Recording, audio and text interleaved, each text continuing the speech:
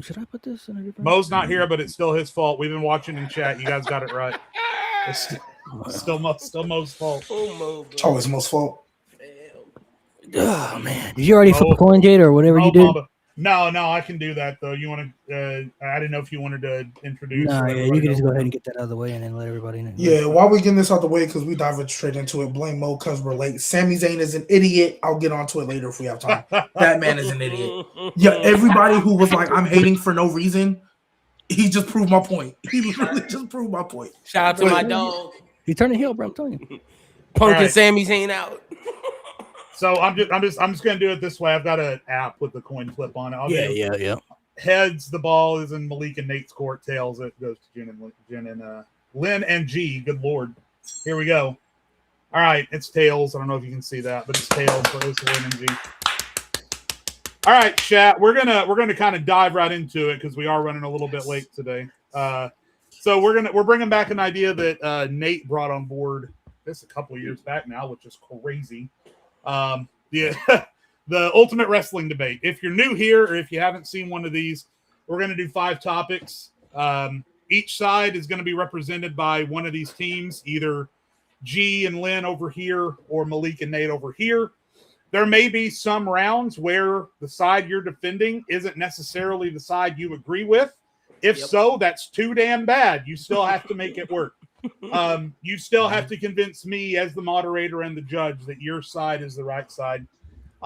Each side will have 6 minutes to establish their points, and then we will have a 6-minute rebuttal, and then I will decide which team, based solely on the facts that they presented and the style in which they presented them, which side took the win. So we'll go ahead and you guys, if you're new to it, you'll see how it works as we get into the first topic. Yep. The first topic is, which era of WWE was the better overall era? NXT, Black and Gold, or Ruthless Aggression? G and Lynn won the coin toss. So G and Lynn, you get to either pick the side that you want to defend, or if you're comfortable defending either side, you can choose to defer the choice and take the last word in the debate. So where do you guys want to go? G, you already know. I was about to say, as Randy Moss said, tails never fails. We are picking and we are taking NXT Black and Gold. I don't care if we go first or last. Don't matter. We want NXT Black and Gold. We had that in the game plan. We needed that. Yes, sir. Okay. All right. So you guys will go first then. I'm going to set a timer for 6 minutes. Are you guys ready? Present your case. Is it us first or them? It's them. NXT Black and Gold. Yeah. Oh, my bad. I was like, go ahead, G. Yeah. I'll start the timer over. 3, 2, 1, go. My bad. So NXT Black and Gold, we all know it's an era in time in which when WWE main roster was giving us crap after bull, after confusing, after fumbles, left, right, and center, NXT Black and Gold was almost like an escape to what we felt wrestling should be. NXT Black and Gold will always be remembered as the perfect combination of in-ring wrestling, long-term and short-term storytelling. And mind you, for most of that era, they only had an hour of television to do it. As much as we love Ruthless Aggression era for establishing the main stars, I'll let them talk about that later.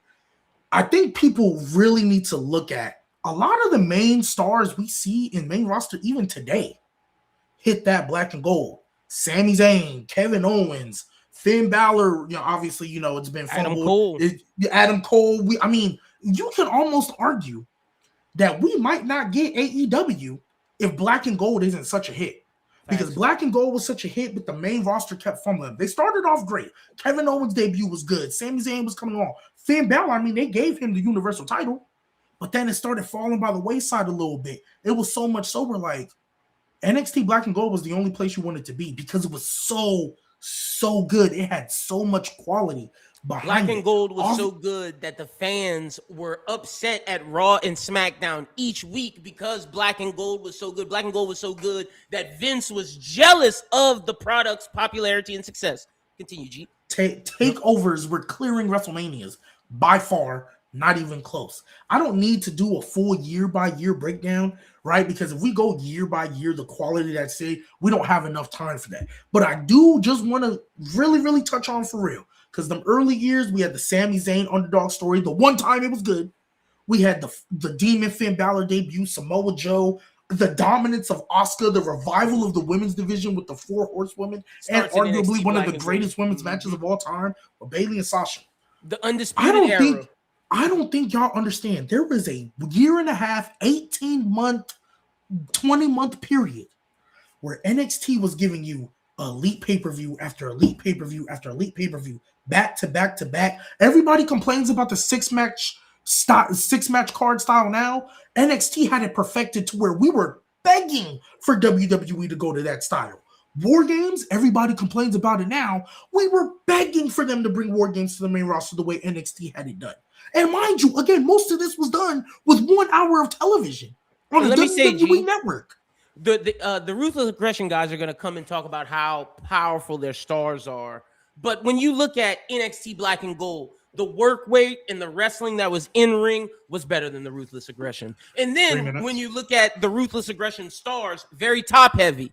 NXT Black and Gold, like G said, you want the women or you want the men?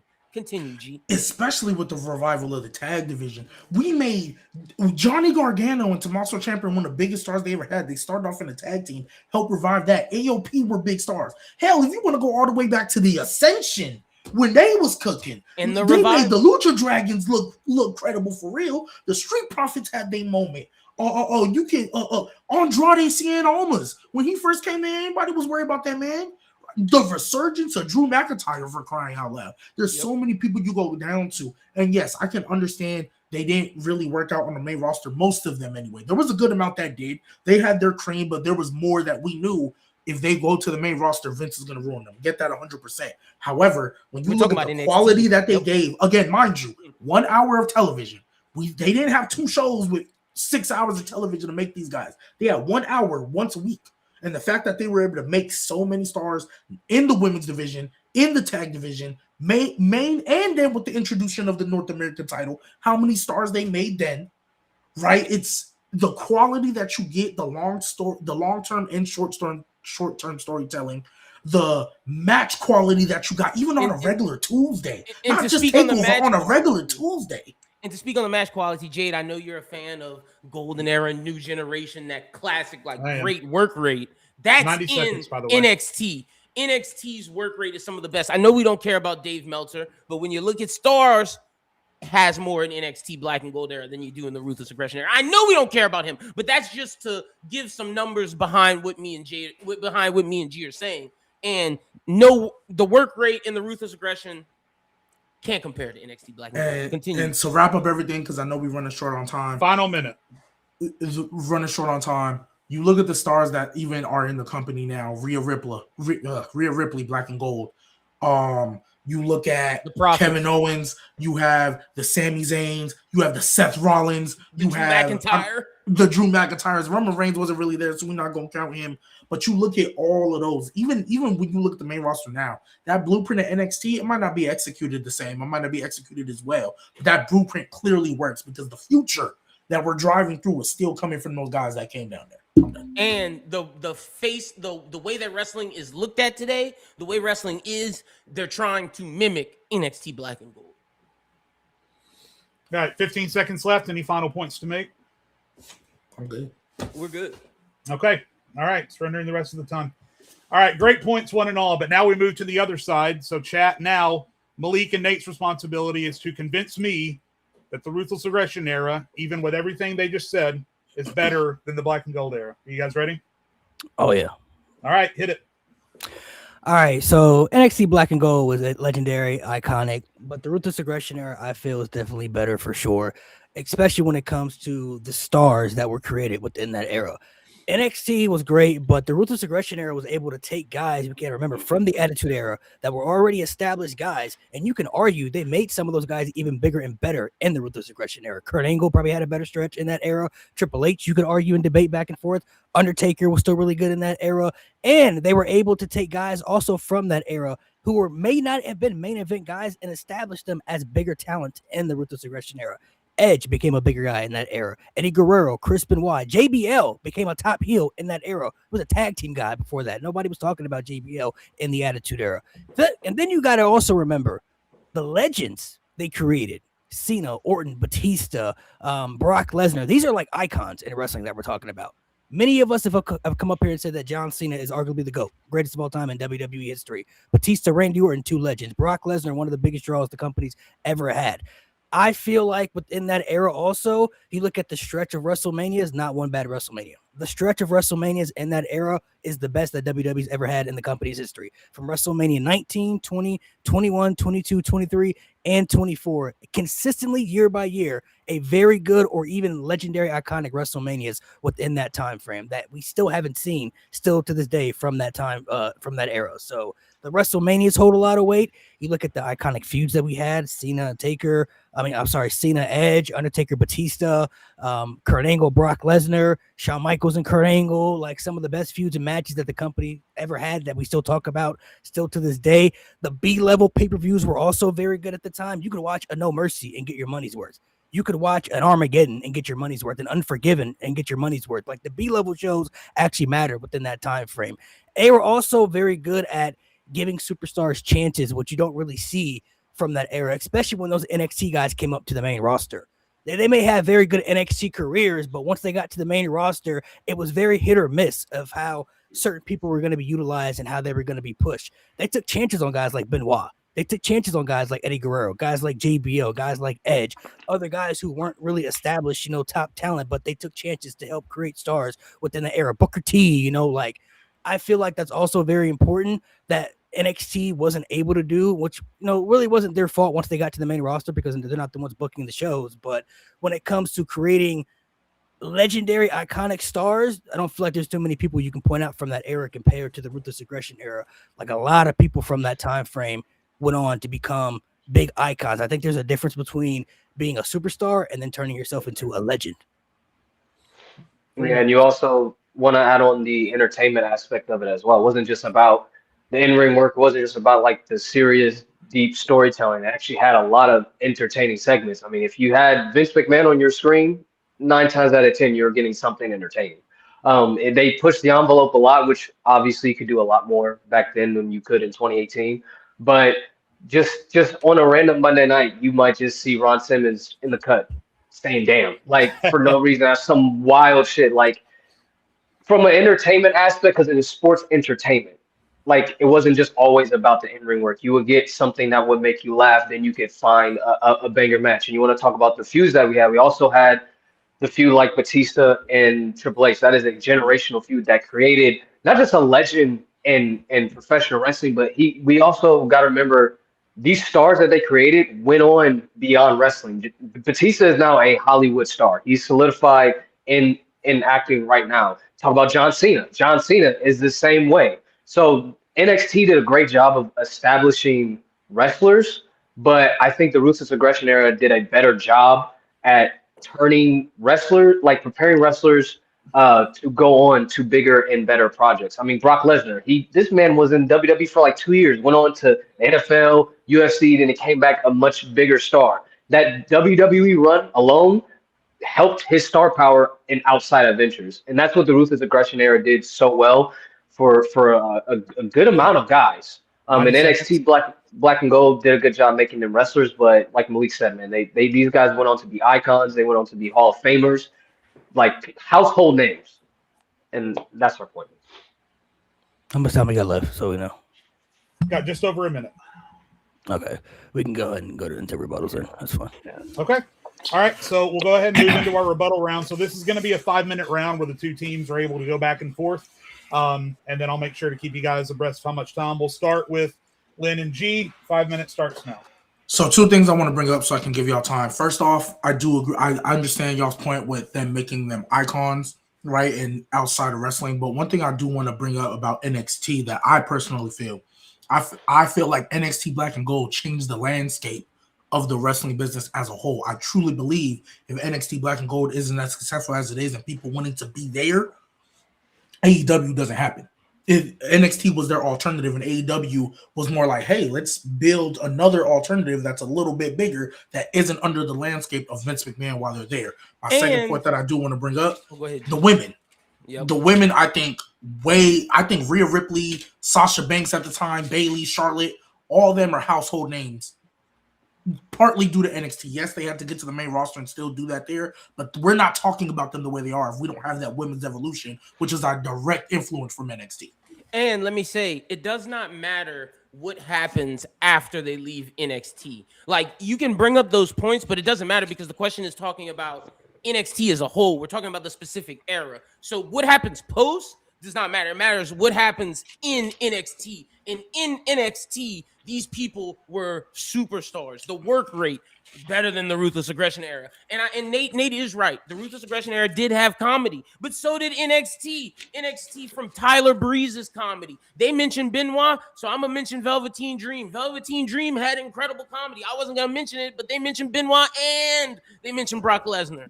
Problematic, but we're not here to talk about that. We're talking about the eras themselves. And like I'm saying, it doesn't matter what happens after. It matters what happens during. A lot of their points was talking about to down us was about what happens after. It doesn't matter what happens after. It matters what happens now. And like G said, they can't mention women. They can't even talk about women. They can't. Because what they gonna talk about? Bra and panties? We talk about real women's wrestling.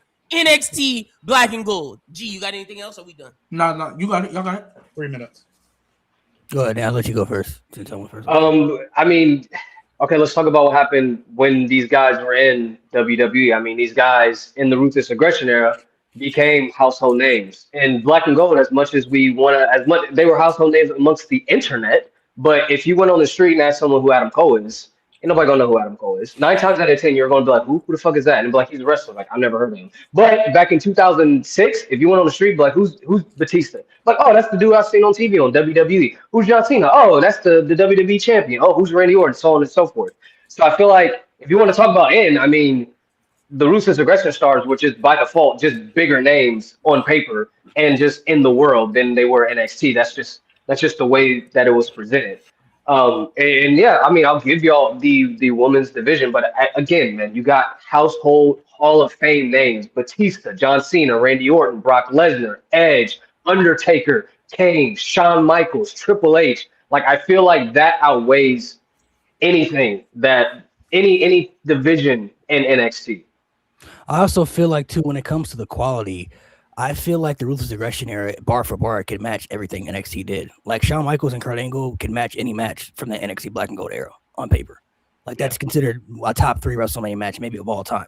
Like, you still got the Adam Cole and Johnny Gargano and Johnny Wrestling stuff, but like, Shawn Michaels from that time frame at WrestleManias was putting on entertaining matches with 60-year-old Vince McMahon, was putting on entertaining matches with John Cena, who was known at the time for many people that he couldn't wrestle. That was a segment at that time. Was Cena can't wrestle, and Shawn Michaels was putting on banger matches with many different guys with many different styles. So I feel like when it comes to the match quality, NXT had high standard matches too and high feuds, but bar for bar, the Ruthless Aggression era could match everything that era did.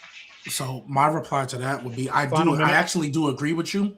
I just think when you look at degree of difficulty that NXT had to face as well, again, one show for 1 hour. They didn't have 2 shows for 2 hours across a week. It was one show for 1 hour for most of that time. And even when they did go to 2 hours, it was still one show.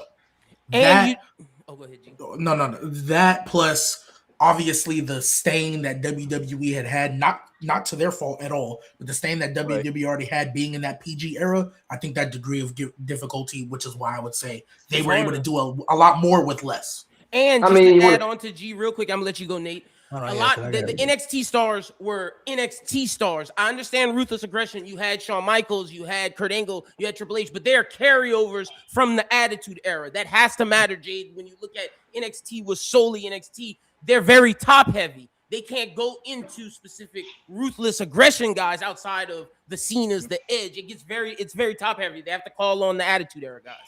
So let me just say real quick. That's time. But now, since G and Lynn picked their topic, Nate and Malik get the final words. They now get 90 seconds uninterrupted, and there will be no more debates after this. Well, there's also top-heavy guys in NXT as well, like Samoa Joe. He wasn't an NXT built guy. He came from TNA. Bobby Roode, Shinsuke Nakamura, Sami Zayn. Like, these guys were indie guys before NXT. They weren't built under that resume too. So there were top-heavy guys within that time frame too. Not everybody was built up from NXT. But also one thing that I got to point out, as great as NXT Black and Gold was, we also have to remember there was still a big portion of the audience who didn't watch. A lot of people still weren't watching NXT at that time. They weren't familiar with people when they came up to the main roster. Post to Ruthless Aggression, people weren't missing episodes of Raw and SmackDown. They weren't missing that time frame. Everybody who was watching in that time, unless you had tapped out before the Attitude Era, you were watching within that time frame. NXT, there were still a lot of people that we've talked about for years, like, oh, how come you're not watching NXT, but you're watching Raw and SmackDown? Some people weren't really tapped in with NXT like that. No matter how good it was or no matter how great they heard it was, they still weren't watching. Yeah, and also I wanted to say, like, you want to talk about degree of difficulty. I mean, Ruthless Aggression Era literally had to follow the Attitude Era. Like, and they had to make they had to make two separate shows. They had to top themselves from the Attitude Era, which was already difficult enough to do. You were losing Austin, you were losing Rock, and you were bringing up new guys. You were creating guys like you're turning Bradshaw into 30 JBL. seconds. You were turning one of the Rascals into a world champion. You're taking chance on Eddie Guerrero. Like, it wasn't easy. Like, yeah, it was still WWE, but at the same time, you were changing literally the landscape of the biggest company in the world. So you want to talk about degree of difficulty. I think transitioning from the hottest era in wrestling to a different era with newer guys and changing these guys and changing their gimmicks and everything, I think that's equally as hard as well. All right, that's time. Great job, guys. Listen, and for anyone who in chat who thinks that as the judge or whatever that I might have a little bit of bias, there's a reason that I chose this topic, and that's because these are my two favorite eras of all time. I mean, hot take, I would rank both of these eras above the Attitude Era in terms of quality. So do with that what you will. And you guys, every point that I expected you to hit on was hit. And Lynn, you said what happens after doesn't matter. Well, I'm the judge, goddammit, and I say it has to matter a little bit. It has to matter a little bit.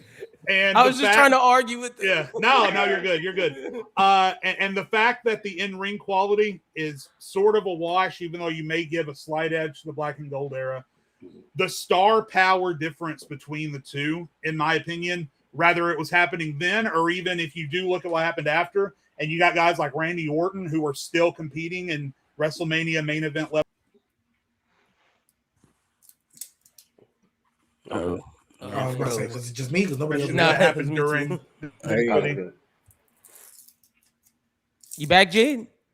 oh, he froze again. Froze again. Oh damn! Damn it, Mo. What happened? It's always him, bro. Oh, he laughed for a No second. hacking the system, man. I think he might be good now, Jay. Am I back? Okay, that was Yeah. weird. Anyway, long story short, great points on both sides. I got to give it to the Ruthless Aggression era side. I'm sorry, Lynn and G. And the reason I'm doing that is strictly because I think when you compare what happened during both, it's a little bit of a wash because, yeah, the women for the Ruthless Aggression era wasn't great, but the star power of the men for the Ruthless Aggression era was so good. And the point that I sort of kept coming back to and making my decision is what Nate said about when you walk down the street and ask somebody who's John Cena. Everyone at that time knew who John Cena was, whereas maybe 1 out of every 5 or 10 people would have known who Finn Balor, Adam Cole, etc. was. So, but again, I will say too, that's complete picking hairs. Nate's counterpoint to my degree of difficulty was a really good one. I wish we got a rebuttal to that. Because Yeah, I was really trying to hammer on the fact like these niggas have 1 hour of television to work with. Which is still crazy. Yeah, like when you really think about it, they have 1 hour of television to work with. That one almost got me, G. And then when he made his counterpoint, I was like, yeah, we're not winning. Yeah, you're right. Because that is a hard error to follow. So Yeah. I was like, we're not winning. That's it. So Malik and Lynn, God, I can't remember fucking names right. Malik and Nate have the ball in their He is a court for dad. this next one. This next one's kind of funny, and this is just one that I want to hear the arguments for. We're gonna debate who was the better overall comedic gimmick career, R-Truth or Santino Marella. So again, Malik and Nate, you guys can either pick your side or you can defer the choice and have the last word at the end. What do you want to do? Let's see. This is very much 50-50. Yeah, for sure. It really is, bro. It's really. You rather go him? You wanna? You good with that? You can go either one. It's really either one. I mean, it's. This would be my biased. debate. Hold on. And for chat, this isn't necessarily about who was funnier. This is how they choose to frame the argument. So that's what's going to make it interesting. I'm about to say because they both have me in tears. They both so have funny, you. bro. Absolutely. Is that real?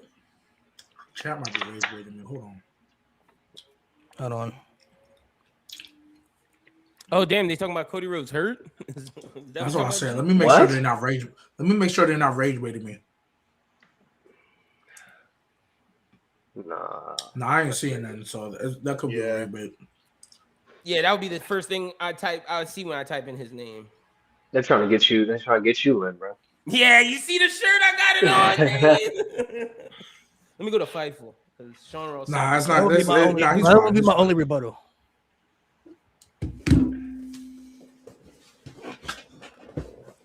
Y'all gonna have to show me where y'all saw that. Yeah, there's nothing. Yeah, there's absolutely nothing. Okay. I'm trying to think, bro.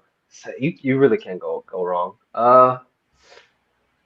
You know what? Yeah, we can go. Yeah, that's fine. All right, we're gonna take Yeah, our let's go truth. Truth. You're gonna take R-Truth. Okay. All right. So Malik and Nate are gonna defend R-Truth as the greatest comedic career in WWE history. They will go first. You guys ready? Yeah.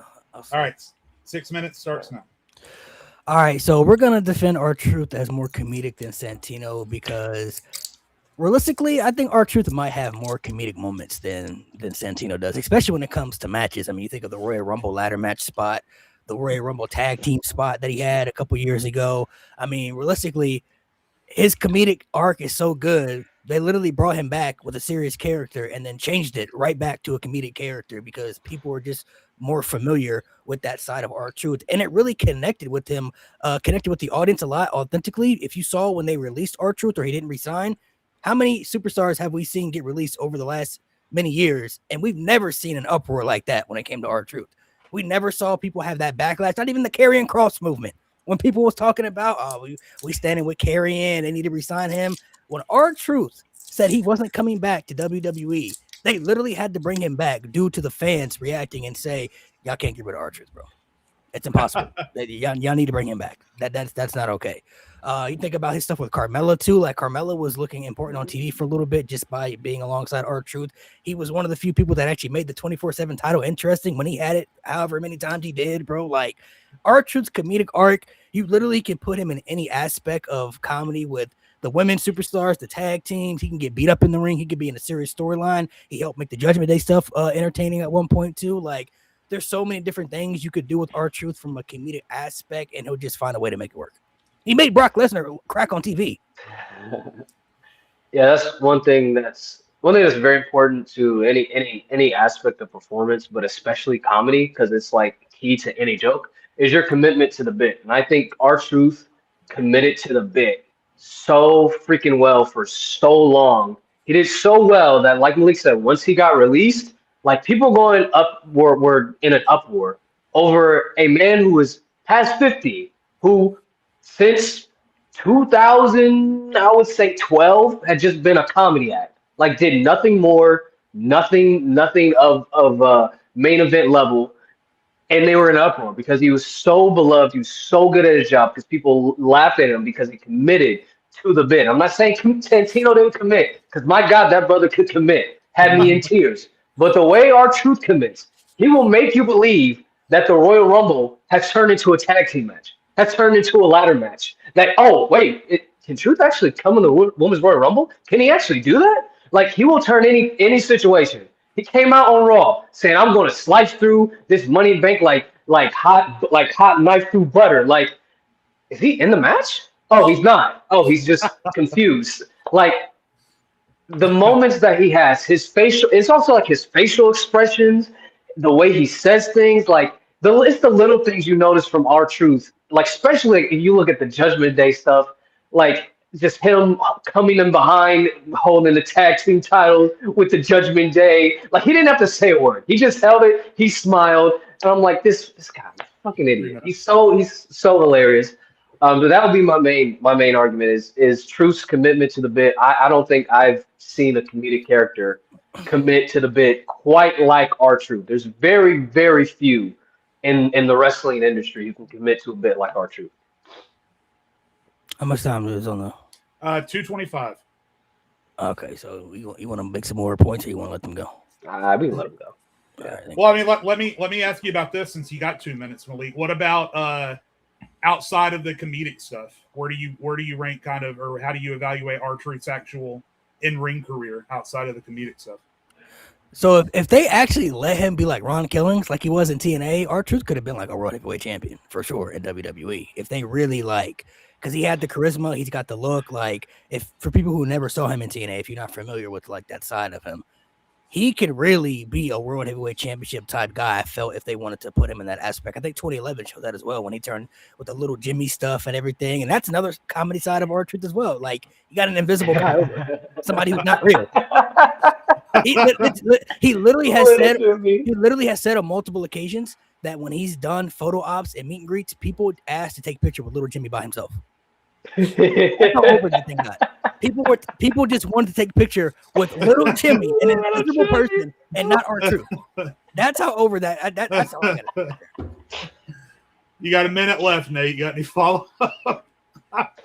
I never heard that, bro. That's crazy. I remember him hilarious. in an interview on a podcast. He literally said that little Jimmy was so over that when he would do photo ops and meet and greets, people would just request to take pictures with little Jimmy by himself. Then they want a toy. Then they want to make a toy. He wanted an invisible action figure. Like they wanted to go all in. I got the T-shirt in my closet. Bro, you know how you could actually sell that today if they release that shit. Like you could actually sell that for like a good amount of sell a T-shirt of little Jimmy and it's just blank. Oh shit! Oh my god! 30 seconds. Any closing points? We'll let them go. All right. We'll let them go, man. I love R-Truth. All right, guys. So now G and Lynn need to convince me that Santino Marella had a better comedic career than R-Truth. You guys ready? We're ready. Sorry. Yeah, go, G. go. Let's. And so we love R-Truth, but we also gotta love Santino. R-Truth got little Jimmy over. Santino got a sock puppet over. Facts. And it was one of the most protected finishes ever. It was one of the most protected finishes ever. R-Truth is making without the sock puppet of the Cobra. Right. Mr. Iguana, yep. R-Truth is making Brock Lesnar break character. Santino's making John Cena break character. And Batista break character. And Sheamus. Oh my gosh. And we talk about moments. And wait, real quick, G. Santino was so good that Vince McMahon trusted him to work with Stone Cold, and he's making Stone Cold and Vince McMahon laugh early in his day. Go ahead, G. We talk about comedic moments. The Tea Party with Sheamus. The Tea Party with Sheamus, where they had to get back on track like twice in that same segment. And the fact we talk about like your facial expressions, Santino never really broke himself either. Mm-hmm. Like he would always able to I know R-Truth good too, but Santino would like have niggas dying, crying. And we talk about and was able to just push bit. Through and get through. So they're both committed to the bit.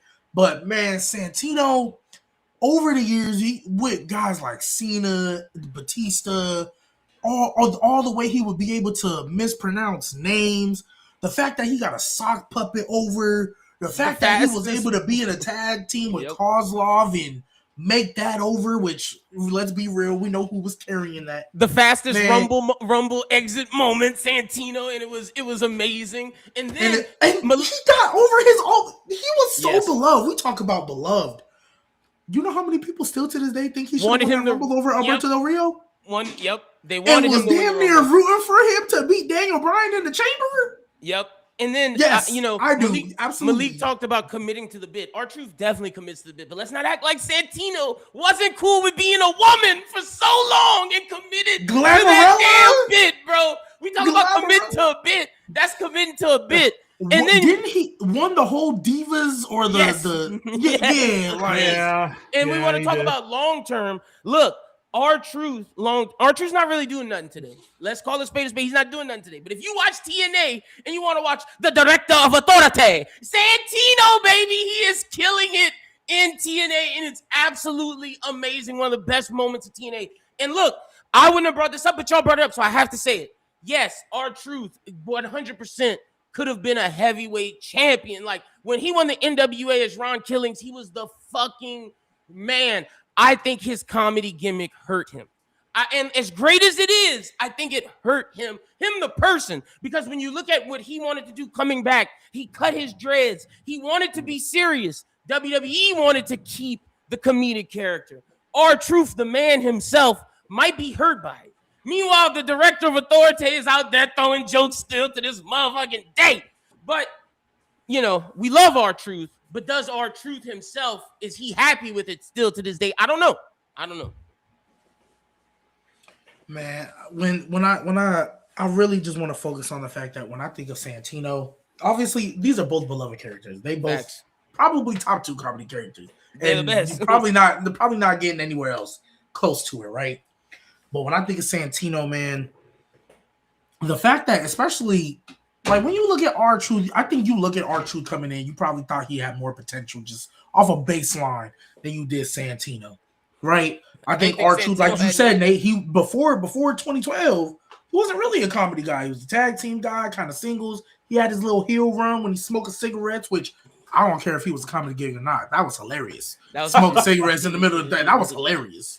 But man, Santino, it's like, no matter what, when Santino gets on your screen, he about to make you cry laughing, and there's nothing you can do about it. And R-Truth has that same effect. But something about Santino, man, it's just, especially because he got that accent with it too. Yeah. Especially because he got the accent, so it's believable that you're gonna mess up those names, even though I know you're doing it on purpose. And nobody expected Santino to win. Like Nate said, R-Truth had a promising career. Santino made that shit from nothing, baby. Santino was taking shit and turning it into sugar.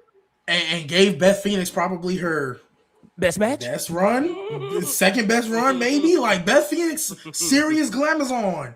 Killing it with this nigga Santino. So, yeah.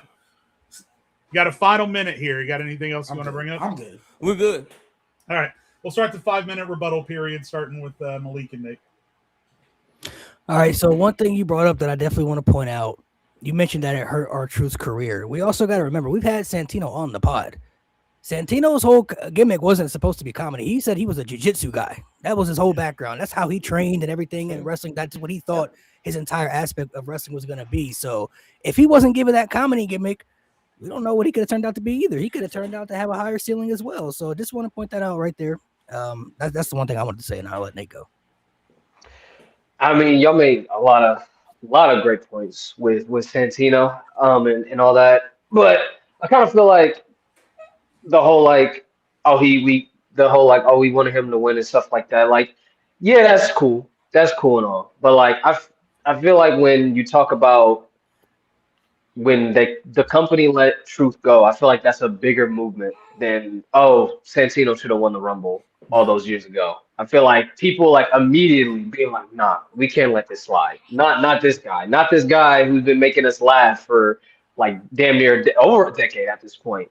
Mm-hmm.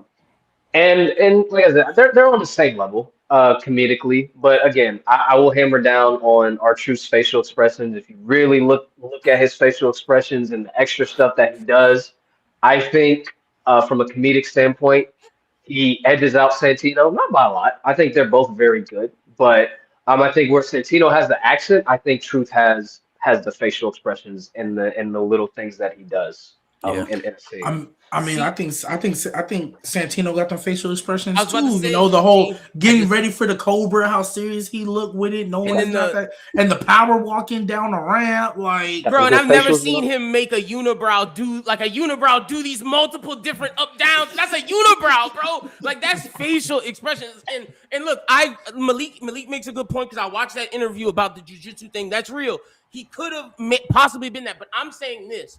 R-Truth, we know he wanted to be serious after cutting those dreads. Santino had opportunities to go serious, but as we see in TNA, he wanted to continue the comedic gimmick, and he loves that. I don't know if I can definitively say Truth loves it post, just based upon post what we know he wanted to do in being Ron Killings.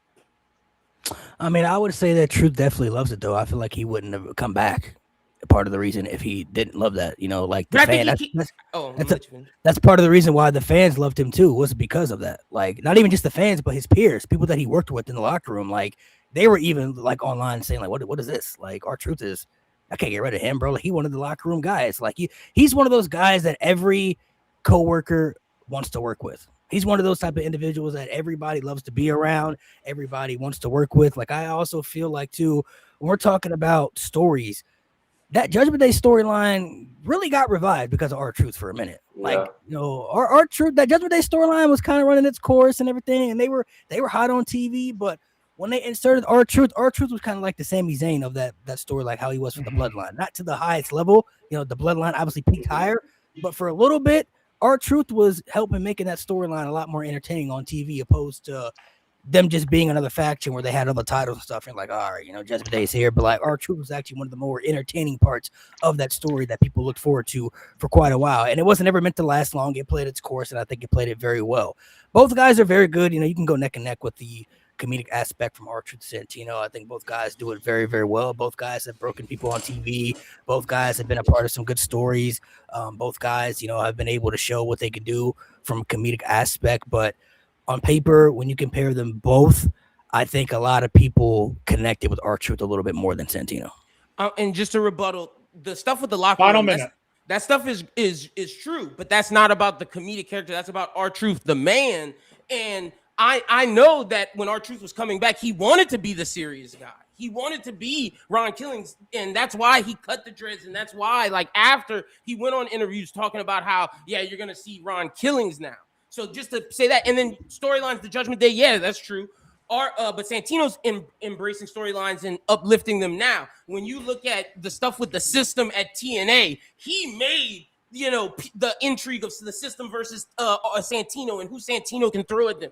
He made that very, very entertaining. He made some of that stuff watchable. You look at what he's doing right now with Daria Ray, bringing back, I can't think of her WWE name, but Sonya Deville. The battle that he's having with Sonya Deville right now, that's making TNA TV so much more watchable. If you look at the ratings of TNA before Santino, it was okay, but post Santino, it got even higher. I'm not crediting him for the boom of TNA, but he's 100% a part of what TNA is growth right now. Okay, so that's it. That's the 5-minute rebuttal. However, since you guys didn't get to pick your topic, you do have an additional 90 seconds uninterrupted if you have any further points you want to make right now, G and Lynn. I'll just say, obviously, these two guys, like I said earlier, top two comedic characters. They've always had me crying, always had me in tears. I do think Santino has the slightest edge, only just because it's kind of like just the same points Nate has made. I just think it more goes to Santino. I think facial expressions when he's messing up people's names or just having his comedic time, I think his facial expressions, I think especially with his accent as well, that kind of, even though that's not Drew's fault, I think it just kind of helps him a little more. The power walk, the fact that he got a little, the sock puppet over. I mean, shoot, I feel like Mr. Iguana is literally a direct, like, what's the phrase? Homage. Like, tribute, homage to what Santino was doing with the Cobra. Like Chelsea I said, Green talked about her trying to exit the Rumble early was her homage to Santino. So people are still paying homage to him. Yeah, I just think it's a slight edge. I think you can go either way. If you ask me what I really think outside of this debate, I still wouldn't be able to tell you. One day I might say Truth, one day I might say Santino, but I think Santino gets a slight edge in that aspect, like the facial expressions. I think timing is also equal. It's pretty much a wash, and it's not Truth's fault, but I think that accent as well kind of helps him. And him never breaking, I think that was a big thing you said, Nate. Santino made people break, but he never broke. There's times you could catch Truth laughing at his shit. It's funny and it's okay. It's not there's nothing wrong with that. It's Truth. We accept it now. But Santino not breaking. And if you can tell me how he gets his unibrow to go up, down, left, right, I'll tell you something. All right, that's it. Listen, the reason I came up with this one is because I'm watching Kit Wilson on SmackDown right now. And if they continue doing what they're doing with Kit Wilson for a couple years, Kit Wilson could go down as one of the greatest comedic characters ever. Now, obviously, I want Pretty Deadly to be successful, but if they decide to keep Kit Wilson doing what he's doing, and that's how it kind of got the thought in my head, guys, there's no wrong answer here. I mean, shit. I laughed through this whole debate just because I wanted you guys to remind me of all the funny shit that Santino and R-Truth did throughout their career. Well, I'm just going to say what I decided and then talk about why. I did go with Team Santino, so that's where and there were 2 points that drove it home for me. Number one was the career renaissance in TNA. If we're talking about total career, the career renaissance in TNA does stick with me a little bit. And then just there was never a moment, even though R-Truth had funny moments in things like the Royal Rumble and things like that. There was never really a moment where you felt like he was going to win it. Those moments of Santino almost winning the Rumble and almost winning the Chamber are just such standout moments to me. And so I think those are the two things. But again, just like G, you wake me up tomorrow and remind me of a bit that R-Truth had 5 years ago, and I'm probably going to change. I'm going to change my fucking mind. So I'm going to go with Team Santino today. Great job, guys. I love those guys so much. They're so fucking funny. All right, so the next one, G and Lynn. The next topic is, what was the bigger WWE missed opportunity? The Cesaro section in 2014 or Rusev Day in 2018? And again, just like you guys can pick the side that you want to take, or if you think it's a wash and you want to have the last word, you can defer the choice. So what do you want to do? Just to confirm, so we are going with Rusev Day. That is the one we are picking. Okay. All right. So you guys will go first, G and Lynn. Rusev Days. Oh, I'm sorry. No, I was going to say, whenever you're ready, go ahead. I bet. Rusev Day, another technical comedy gimmick that started off, Ada English doing, or the him getting the medal, Ada English doing the singing. If you would have told me, especially at this time, WWE, that moment would turn into one of the bigger moments and exciting moments that everybody was already seeing on the TV, I would have been like, man, get this off my screen and keep it pushing. That segment was actually very entertaining, and it started something that I feel got so massively over. You think now modern day WWE, Trent Williams entrance over, Jey Uso over, all that stuff that goes on. And when you think back to Rusev Day, you can almost argue it's probably bigger than both, right? Jey Uso, I know he got the Rumble, he got the world title win for sure, right? But when you look at Rusev Day, it was around that time. It was going on. They were screaming Rusev Day in matches that he wasn't even on TV for. Like, that's how big Rusev Day was. And it was such a fumble because they literally started it off so great. They didn't rush it. They let it organically build. He was outselling people's merch. His own stuff was selling out. I got the facts for that, G. And then for you to do nothing after that? Like, if I'm not mistaken, I could have but I'm almost positive Bobby Roode won a U.S. title before Rusev Day did, when they was flip-flopping it back and forth. Back when, let's be real, Bobby Roode was nowhere near what he should have been, nor Rusev Day himself. I even think Jinder won one. I think that was around that same time frame. Yeah. Like, seriously? Like, y'all could... I get it. You don't want to give Rusev Day the World Heavyweight title. We get it. We know how it was. AJ had the thing at the time. I get it. He couldn't have a U.S. title run? And a good one, nevertheless? Like, you mean to tell me Rusev Day couldn't have been your top mid-card act on SmackDown at the time? And then when you look at it, Rusev outsold stars like Roman Reigns, AJ Styles, John Cena, all the top stars when Rusev Day was at his height in late 2017, early 2018. Rusev outsold them. So much so that Vince McMahon thought it was a fluke. Vince McMahon didn't believe it. And this is according to Rusev on CVV. They were trying to push him as the next heavyweight champion, and they cited things like the merch sales and how he's beating out Roman Reigns, John Cena, AJ Styles. Vince McMahon thought it was just because they didn't have fresh stuff at the time for people to buy, so they thought they wanted to buy Rusev stuff.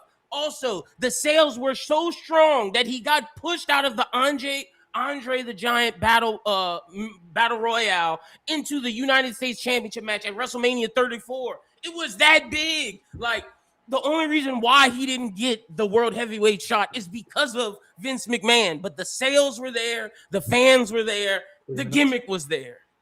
And it's not like Rusev couldn't go in the ring either at this time. Like, I get he might not have the little chisel physique he did when he became Miro, but it's not like Rusev couldn't go either. It's not like that little accolade he was putting people in still wasn't devastating. Facts. Right? Like, it's such a shame because let's just be real. If Jey Uso can take his entrance all the way to a world title, tapping out Gunther, you can't give Rusev Day a U.S. title. It's just such a shame. Cesaro, we know Cesaro's it's not even probably, he is the better in-ring performer, right? Cesaro was great at his time. The Cesaro section was definitely a thing.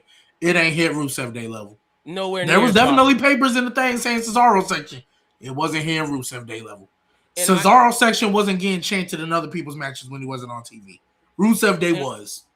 and according to WrestlingNews.com, it's and I got these notes in my notes. It was the Happy Rusev Day that was not just a top seller. It was the number one selling in late 2017, early 2018, outselling specifically the one who gets it done, AJ Styles, and the Usos down since day one ish. So those were the other top shirts at the time. Jade. 90 seconds left, guys. Anything else you want to point out? We're good. We can pass it. Okay. All right. Over to Nate and Malik. Why was Cesaro WWE's biggest missed opportunity? Whenever you're ready to start. All right. Well, I think Cesaro. Well, I know Cesaro's connection with the crowd, as great as Rusev Day is, and as great as that chant was, Cesaro's connection with the crowd was two things. One was a big fuck you to Vince because Vince thought that Cesaro could not be a top guy. So the fans said, "Oh, bet you don't think this great in-ring performer can't be a top guy," so people got behind him. But it wasn't just because like, oh, we hate this. Also, like, no, this guy's actually great. This guy can actually go in the ring. Like, have you not been watching the product for the past like at that point 2 years? You know, this guy was having great matches, and so it was so good. He was so good they broke him away from the Real Americans, and they put him with Paul Heyman, which a lot of people tend to forget. They put him with Paul Heyman. Looking in hindsight, probably not the best idea because when you saw Paul Heyman, you thought Brock Lesnar because Brock just ended the streak. But that shows how high Cesaro could have been if they actually would have capitalized on his momentum. But yeah, his connection to the audience was because of his in ring work, not because of a catchphrase. Even though like Rusev Day was great, and I'm all for a great catchphrase, Cesaro was able to have great matches week in, week out, no matter who it was against, whether it was a random mid Carter or whether it was John Cena. The guy could have a banger match with anybody on the roster. He had a great look. He wasn't terrible on the mic. Sure, he wasn't, a CM Punk level or John Cena level on the mic, but he could still cut. I think he could have cut a decent promo if they gave him enough time. They put him, with the right caliber guy. But I think Cesaro is a bigger missed opportunity because I also think if you really want to look at these two guys and their qualities and what they bring to the table, I think Cesaro personally has more to bring as a higher on the card guy, as a top guy, whether it be in the upper mid card or the main event. I think Cesaro personally brings more to the table, just by his look, his in ring work, what he can bring to a match, what he can bring to a feud. And that's my point. I'm gonna let Malik go. I think what also helps Cesaro's case, people loved him despite maybe his lack of weaknesses. This was a couple years ago, or over a decade ago, so the crowd was a little bit different, but the people didn't care that Cesaro's promos may have been lackluster.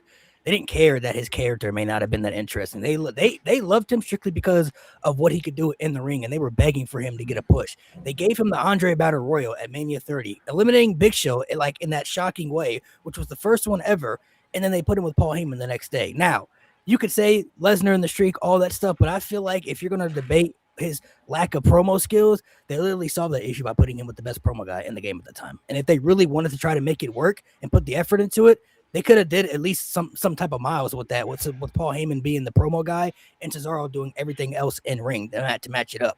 Bar for bar, probably the strongest guy they had in the company at the time too. And I think even John Cena vouched for him to get a push at one point. Cena was vouching to work with this guy and do stuff with him, to do something better with him at a higher level because he was that good. And WWE just chose to ignore it. Like, obviously they ignored Rusev Day. I just feel like Cesaro, when it comes to, he may not have had the bigger connection when it comes to the popularity wise, but I think his authentic ways is what really connected him with the audience by him being able to get over without really having an interesting character. Like his character pretty much was that he was a good wrestler, and people that was enough for people to buy into. Like, all right, we want to see this guy get utilized.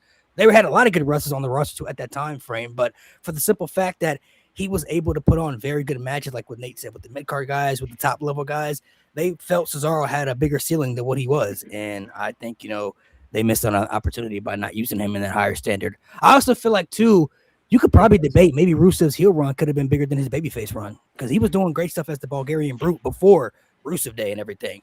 Like he was the most dangerous guy in the company when he was undefeated at one point. You know, he was putting everybody in that submission, that accolade, and all that stuff. So you could maybe debate, even argue he could have had more potential as a heel opposed to a babyface. I think with Cesaro, they wanted to see him get that type of opportunity, and they wanted to see him get utilized and pushed. And I felt like they put him in certain positions, but they never really executed him the proper way because they just probably didn't believe in him or whatever the case was. Like I feel if you're gonna put him with Paul Heyman, you got to do something with that. I get that they put him with Paul Heyman to keep him fresh for Brock ending the streak, but we saw Paul Heyman work with Punk and Lesnar, so he proven that he can work with two guys, a full-time talent and a part-time guy at the same time.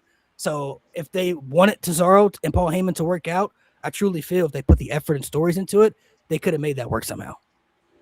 1 minute left, guys. You guys want to use it? No, we go ahead into the rebuttals. That's fine. Okay, move into rebuttal phase. 5 minutes. G and Lynn starting now. So the first point I'll bring up, even though I don't disagree with y'all as far as Cesaro goes, you actually kind of brought it up at the end, Malik. Yes, he was the Bulgarian Brute, dominant, and fell off a cliff to the League of Nations.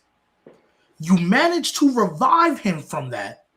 After the League of Nations, after he was doing, you managed to revive him and get him to the point where now you can argue he's probably more over than he'd ever been after coming from Bulgarian Brute as a heel and then doing fuck all with the League of Nations. You revive him to a point where now he's probably the most over he's ever been.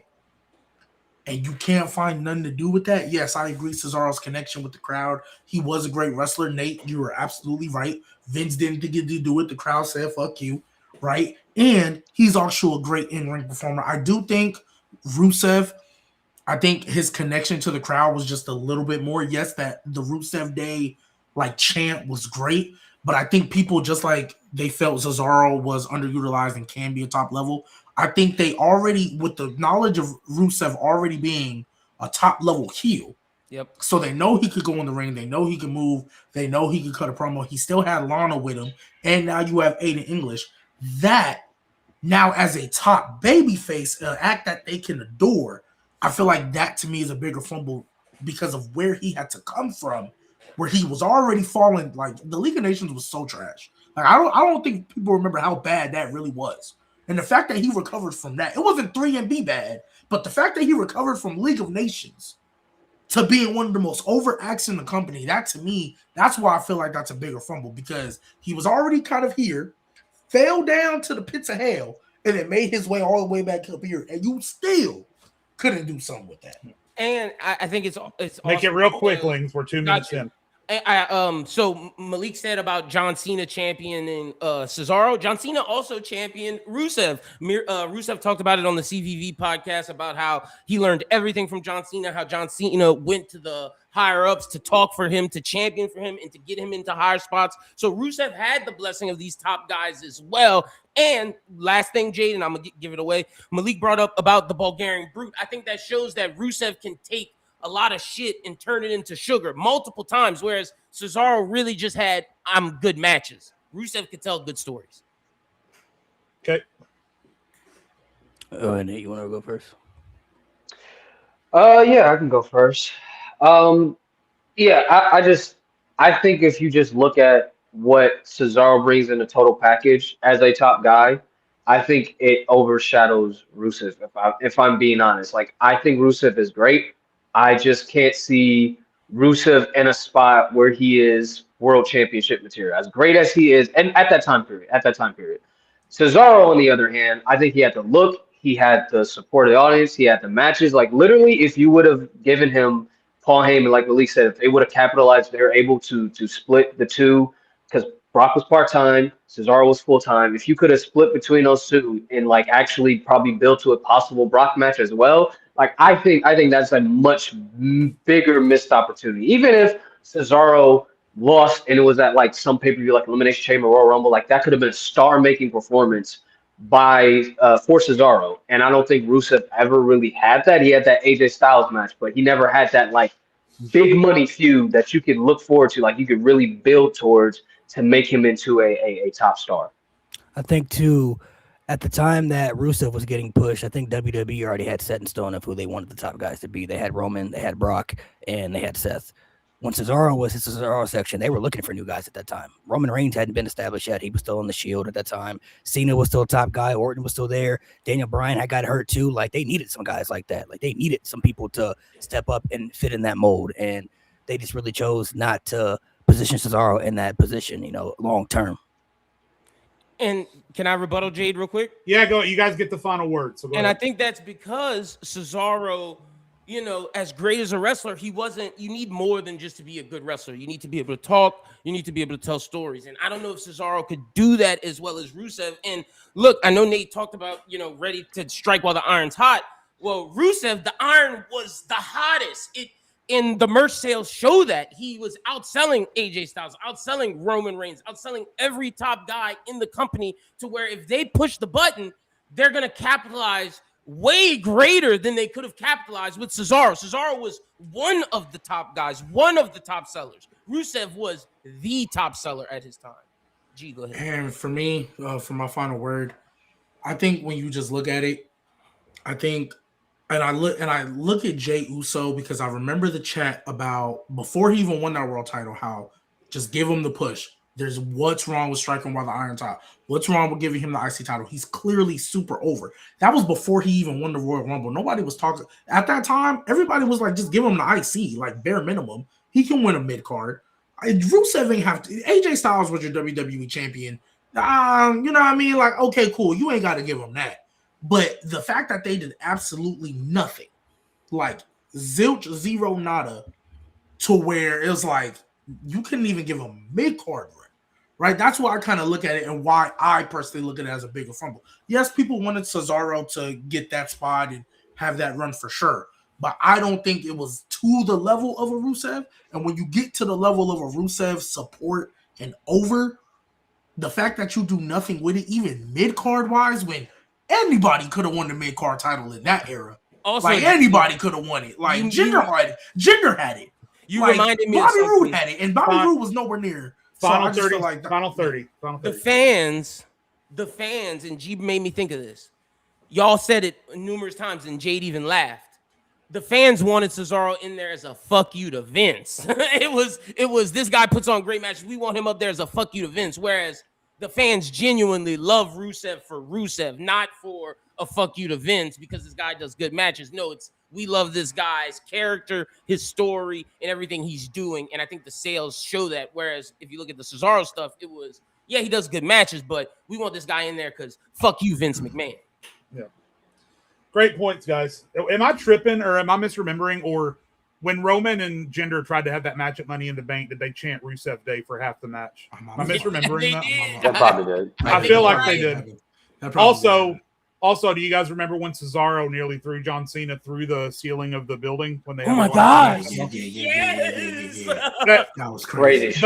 Those guys just had both of them, and here's the reason for me doing all of these topics, and this is why I wanted to do this, is because if you were to ask me all of these questions, right, these options that I'm giving you would be my top two answers. So I'm literally splitting hairs, and I wanted you guys to decide the argument for me. I think I did decide the argument, and I'm going to say why I did it, and then I'm going to say why. So I did go with Team Cesaro. Point goes to Team Cesaro. Here's why. And I didn't even think about this until I was listening to the debate just now. Because you guys mentioned everything that Rusev had, right? He had the phrase, he had the t-shirt, he had the sexy wife, he had the manager to cut all his promos for him. Cesaro didn't have any of that shit. He should have, but he didn't. And yet still, every week for several months before, during, and after WrestleMania, there was more C-section signs than anything else in the crowd.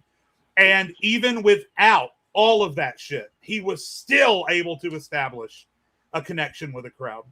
And so while I think these two are both the top two missed opportunity bookings in the history of the company, in my opinion, based on that, I'm going to go with Cesaro.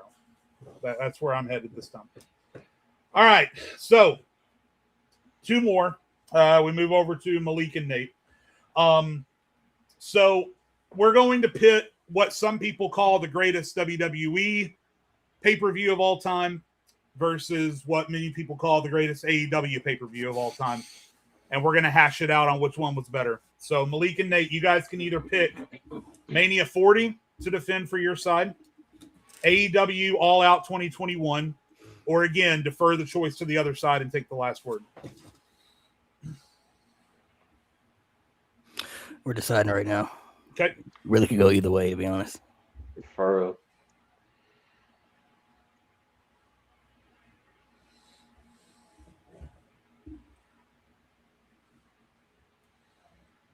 How y'all doing, chat? Y'all doing all right? Y'all enjoying the debate? Yeah, we're all just texting They're each other. taking part. I've got the they're taking part. They're kind of 50-50 on all these arguments so far. So. Quick question. I don't know if we're gonna have this side or not. Are we allowed to ignore the buy-in, or that has to be part of it?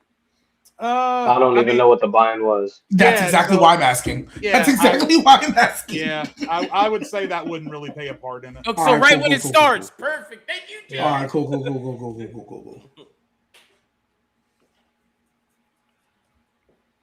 I think one show had better moments, the other had better quality. So we just got to figure out. Oh no! Wait a minute. I think you hit the nail right on the head, and that's why I. And even though Mania 40 was 2 nights, and you might think there's a disadvantage there, quite frankly, All Out could have been 2 nights. The word. I mean, word. Almost every AEW pay-per-view can do 2 nights. We're really going there. Almost every AEW pay-per-view can do it, especially now. Oh yeah. That second part that's the same show. Yep. Oh yeah. Okay, we got that. We need to do that then, bro. So you go. I'm gonna listen. I gotta get this restroom, but you can go first. All right, we're gonna do AEW. Okay, so Malik and Nate are choosing to defend AEW All Out 2021 as the greatest pay-per-view, or at least the best pay-per-view between these two. I'm gonna turn my camera off and stretch my legs, but I am listening. Your 6 minutes starts now. All right, so AEW All Out 2021 was probably the highest quality show that we had, especially for AEW at that particular time frame. We had CM Punk's first match back in however many years, which was pretty iconic and great. One of the greatest tag team matches we've ever seen with the Lucha Bros and the Young Bucks in that steel cage. That legit, for many people, could probably be the best tag team match anybody's ever seen. I think when you're going bar for bar moments, WrestleMania had a high quality of moment, but when you compare matches and in-ring quality, I think AEW probably has the edge a little bit more, on top of having great moments as well. I mean, the ending of the show, we had Adam Cole and Bryan Danielson's debut all on one show. I mean, we kind of expected crazy. We kind of expected one guy to show up, but both of them, nobody was expecting that moment. That right there, that was the first moment that I think many people felt that AEW was like a legit contender to WWE at that point. That was the moment right there that I think struck the nerve of like, AEW is serious now. Like, some people still didn't want to believe it. Some people still didn't believe that AEW was at the same quality of WWE, because there's a lot of WWE hardcore fans out there who just refuse to acknowledge AEW. But that moment right there alone, I mean, it was already big enough that they got CM Punk. So getting CM Punk alone was already a huge step. But when they debuted Adam Cole, who was coming off that legendary NXT run, and then they debuted Bryan Danielson, who has been one of the best pure in-ring wrestlers in the world at that time, that right there, I think, is what took people like, oh no, AEW is for real. You couldn't deny him at that point. There was nothing you could say to anybody to try to downgrade AEW at that point as not taking them as serious contenders. Yeah. And I'm gonna turn back the clock to I'm trying to remember how I felt watching, and just thinking about that live reaction to everything on the show, man. I remember the hype into the show because CM Punk was coming back, and AEW was actually putting on a really good show, weekly. And this was during the time NXT Black and Gold was NXT Black and Gold. I don't know if they were announcing that it was over at this point, they were transitioning, but definitely wasn't where it was that's why 2 years ago. Yeah. So NXT Black and Gold was kind of on a decline, and AEW was a breath of fresh air. And then you watch this show, And I'm looking at the match card right now. I remember Eddie Kingston was, I mean, when is Eddie Kingston not over as fuck? But he was over as fuck. I redeemed these nuts. Like, that was the first match of the night. Incredible. Looking at DM Dr. Britt Baker over as hell. That was when, like, we really loved DMD.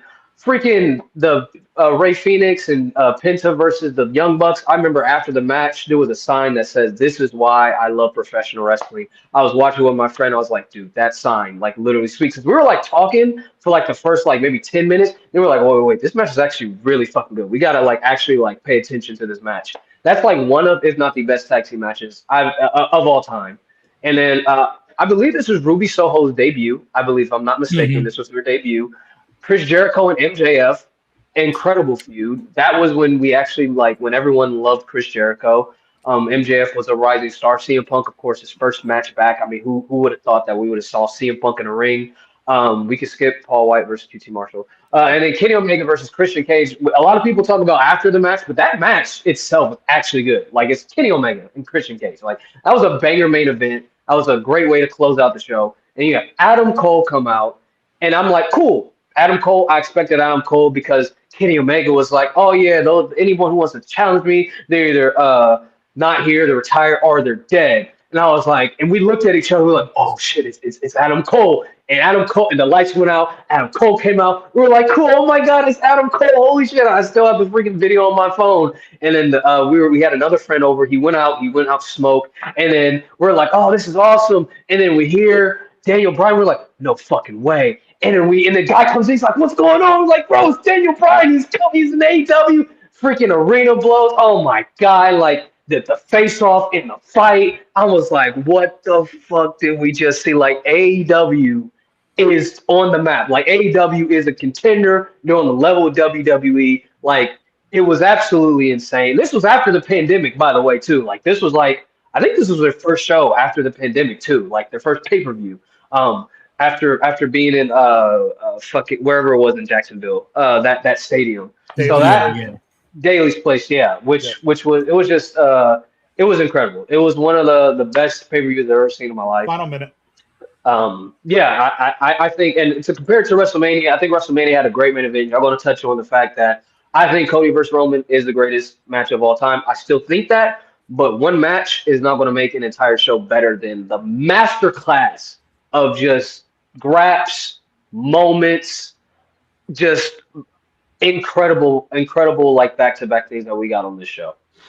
Yeah, I mean, the last point, you look at the entire card, everybody was pretty much over at this time in AEW too. Like the Best Friends, you had Eddie Kingston, Moxley, like Britt Baker, the Lucha Bros, like MJF, Jericho. A lot of people were really over, and you could even debate Kenny Omega at this time probably still could have been the best wrestler in the world. That's when he was doing the belt collector stuff. I mean, Roman Reigns at the peak of Tribal Chief, but this one, Kenny Omega was like still considered to be one of the best in the world. So, and I want to hit on Suzuki. I think he made his AEW debut on the show after to confront Moxley. That was fucking cool. I believe this was a show he did. Yeah. All right, that's time. Yeah, I remember, obviously, me being me, but still, after that show, I remember I made a TikTok, and I was like, guys, this is a big fucking deal. I don't know how else to say it. That show was a big fucking deal. What if it was Dolph Ziggler instead of Daniel Bryan? How'd you feel? I might have died. He would have changed this debate because he would not. He's taking all out 2021 every time. Dolph Ziggler was the one that came out. He's not. This would have been a different. I've said for years, all Tony Khan needs to do is bring Dolph on board, and I'm all in. I'm all in. Pun intended. Okay, all right, G and Lynn, 6 minutes to tell me why. Not, and again, this isn't necessarily what is the greatest pay-per-view of all time. It's just which one is better. Yes. Right. So between the two, tell me why WrestleMania 40 is better. Go. So G, for me. G, real quick, let me just say, All Out, 2 moments. Go ahead, G. I just gotta say, the Danielson Cole, 2 moments. Go ahead, G. Well, I mean, I personally don't think it's just 2 moments. However, I do think WrestleMania 40, and I hope my son don't wake up right now. I do think WrestleMania 40, even though, yes, we're gonna talk about the 2 main events, night 1, night 2. One of the greatest main events we've ever seen. The amount of emotion that brought you out going into that WrestleMania with the context of the previous year's WrestleMania and the year-long story we built going into that. Right? But it's not even just that, though. It's not even just that, because Rhea Ripley, that show, was established as this is the face of our division now, or at least one of them, by beating Becky Lynch. I know she beat Charlotte the year prior, and that was cool, but as we've all talked about, she ain't really do nothing in the meantime. And then she got to Becky, and it was like, okay, this is some substance we can get behind, right? Then you look at The Miz and R-Truth. I think that was R-Truth's first WrestleMania win in his career or something like that. And the emotion we saw when he came down with the Raw Tag Team title, you could see it on his face. He was trying to hold back tears. And at the time, we know they didn't work out after. But we thought A-Town Down Under was actually going to get a push because they won the SmackDown titles. That was a big deal. We're not going to talk about Jey Uso and Jimmy. But Sami Zayn beating Gunther, just like y'all had Paul White, QT Marshall, which is worse. Jey Uso, way Jimmy, worse. You know what I mean? We don't have to talk about Jey and Jimmy. We got to talk about Jey and Jimmy. But Sami Zayn, even though it was shocking, they did have a great match. Sami Zayn ending Gunther's IC title reign. Talk about an incredible story. Like a cash-in, mind you. And yes, I'm using the context of this show and this show only. A cash-in that happened that none of you thought was going to work, that none of you other than me thought was going to work, and it worked beautifully. You set up a new feud with Drew and CM Punk. Drew gets his wing. Damian Priest is now a main eventer. You had that. And wait, let me add to that. The storytelling was so good because of the night one main event. Seth Rollins is getting his ass whooped down to one leg, and it carries over to why Drew McIntyre could beat him so easily. Like, the fact is, everything played into each other from the night one main event to Seth Rollins to Damian Priest cashing in to end up what happening at that night. Like, you have to take in consideration the amount of storytelling that went in and why night one matters so much going into night two. Go ahead, G.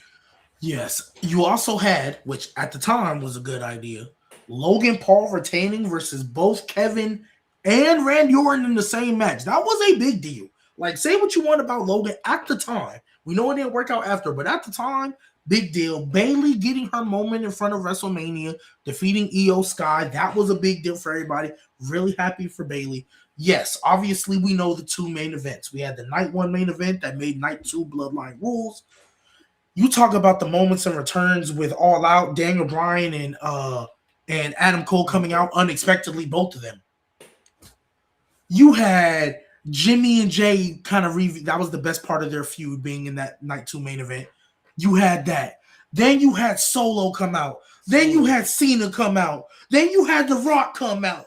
Then you had The Undertaker. You had Seth. You had Seth hobbling. And then you had The Undertaker. The judge of WrestleMania. Like, the guy who holds court in WrestleMania. And see, I think that what makes... I know people, they're going to talk about the cameo fest that's Mania.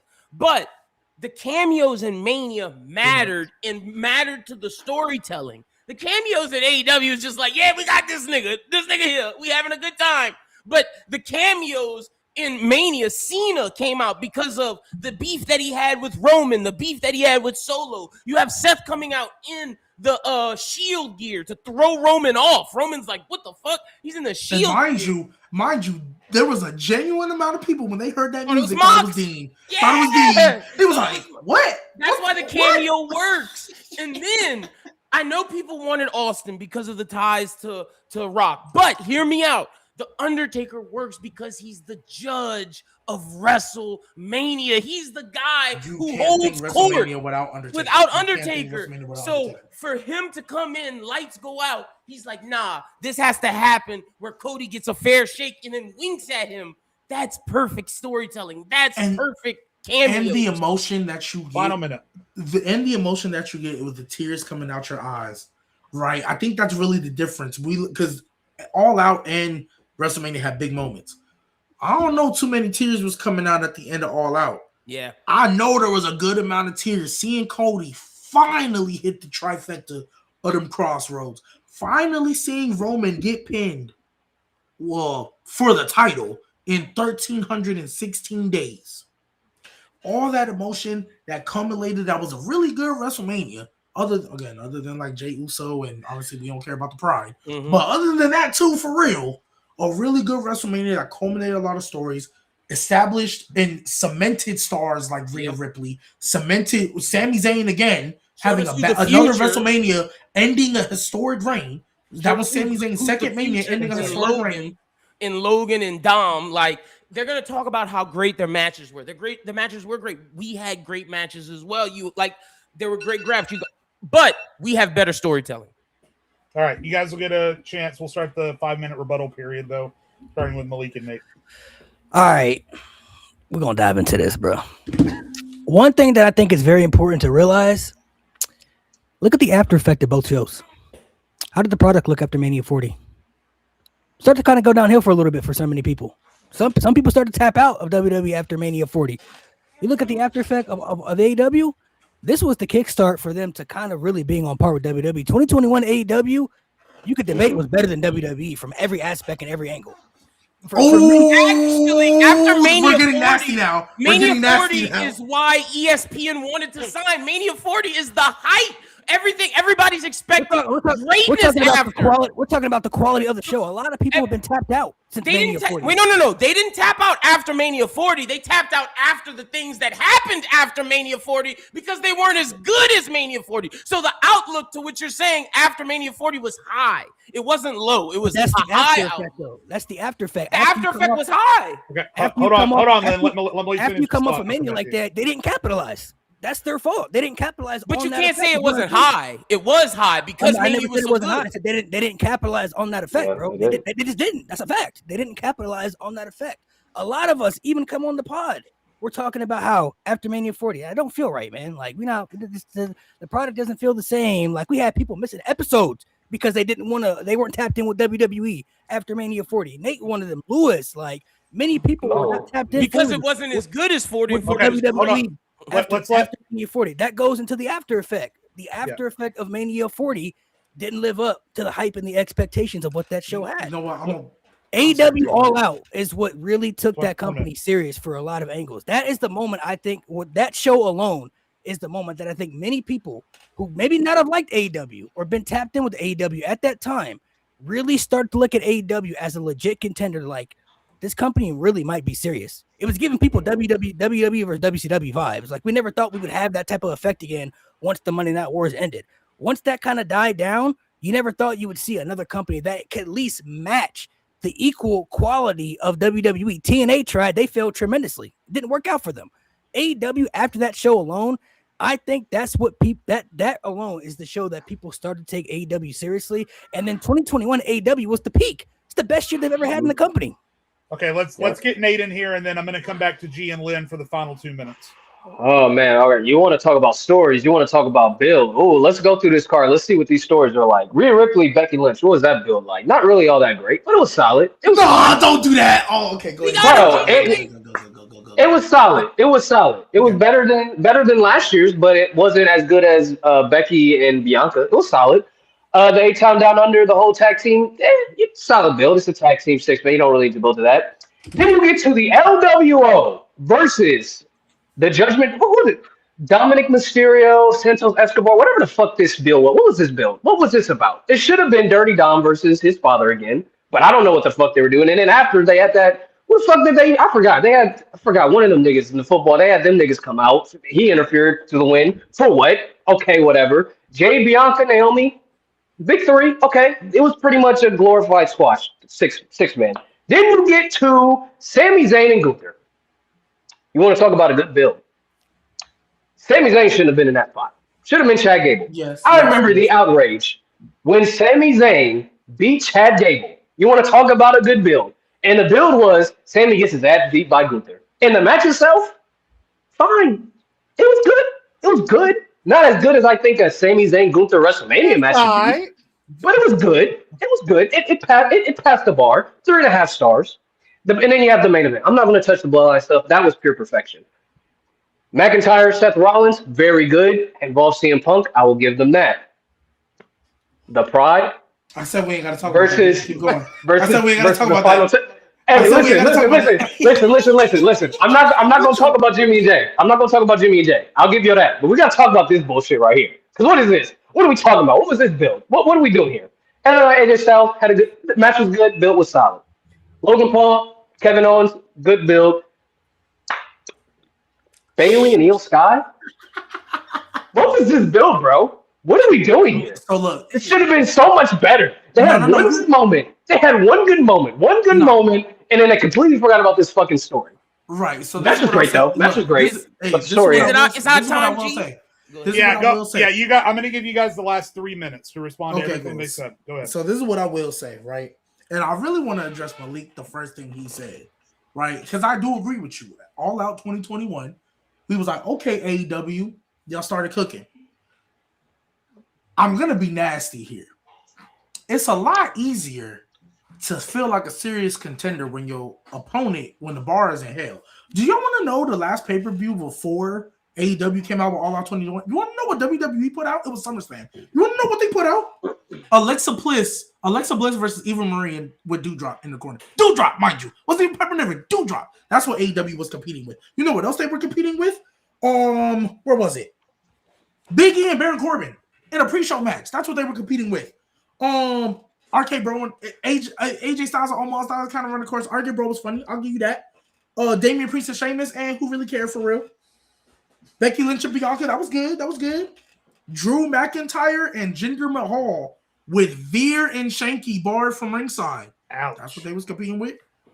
Charlotte Flair getting her title back versus Nikki Ash and Rhea Ripley. Yes. That's what AEW was competing with. Look, AEW, yes, that was the show. They was serious contenders. But I think it was also serious contenders because that's what they going up against. And the bar in hell at that point. The bar was so much in hell. Niggas almost thought NXT 2.0 was competing with WWE at one point. And Nate want to bring up storytelling of the card. Let's do it. All right. What is the storytelling, first off, in Miro and Eddie Kingston, the Mad King? We got Redeem these nuts. What? More over than whatever the fuck the LWO is doing. They also had to do with Bobby Lashley versus Goldberg, man. AKA just a good match, nigga. Another just a good match. Moxley and Kojima, they don't have no damn story there, nigga. That's just good matches. Hey. You know that, Nate. Don't even do that. I can keep going down. I keep that one for a reason. I don't even know the nigga's name.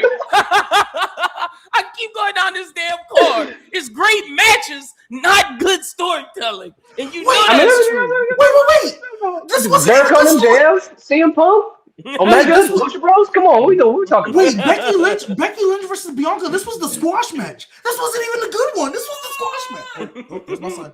See, look, go ahead, G. Right now. Do your thing, G. And then just to finish off, final point, Lynn. Yes, Pause. I understand that Kenny Omega and Christian, was a good match because I watch wrestling. But people aren't thinking about that match after this. They're thinking about Danielson and Cole after WrestleMania 40. You know what they're thinking about? Damn, this main event was crazy from the Undertaker to Cena to Rock to Cody to Seth. Everything about this match was incredible, and night one led into night two for great storytelling. Last point I'll make. Go ahead. This has been a good one, so go ahead. The last point I want to make. G talked about the bar was in hell. This was peak Bloodline at the time. You gotta remember. This was the start and the rise of the peak Bloodline story. And the bar was only really in hell to WWE casuals, I feel like. People who just were strictly WWE fans and didn't watch anything outside of WWE. This show, I think, really shifted people from WWE to AEW, or at least both.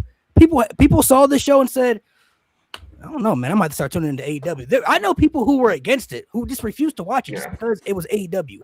Once that show happened, I knew people who were like, oh, man, listen, bro, I got to see what's happening over there now, bro. Like, they got all the people. Hey, so what you're telling me is an ex-WWE guy and an NXT star made that show. Hey, man. Hey, man, you got old niggas in your main event, bro. Let's not even go there, bro.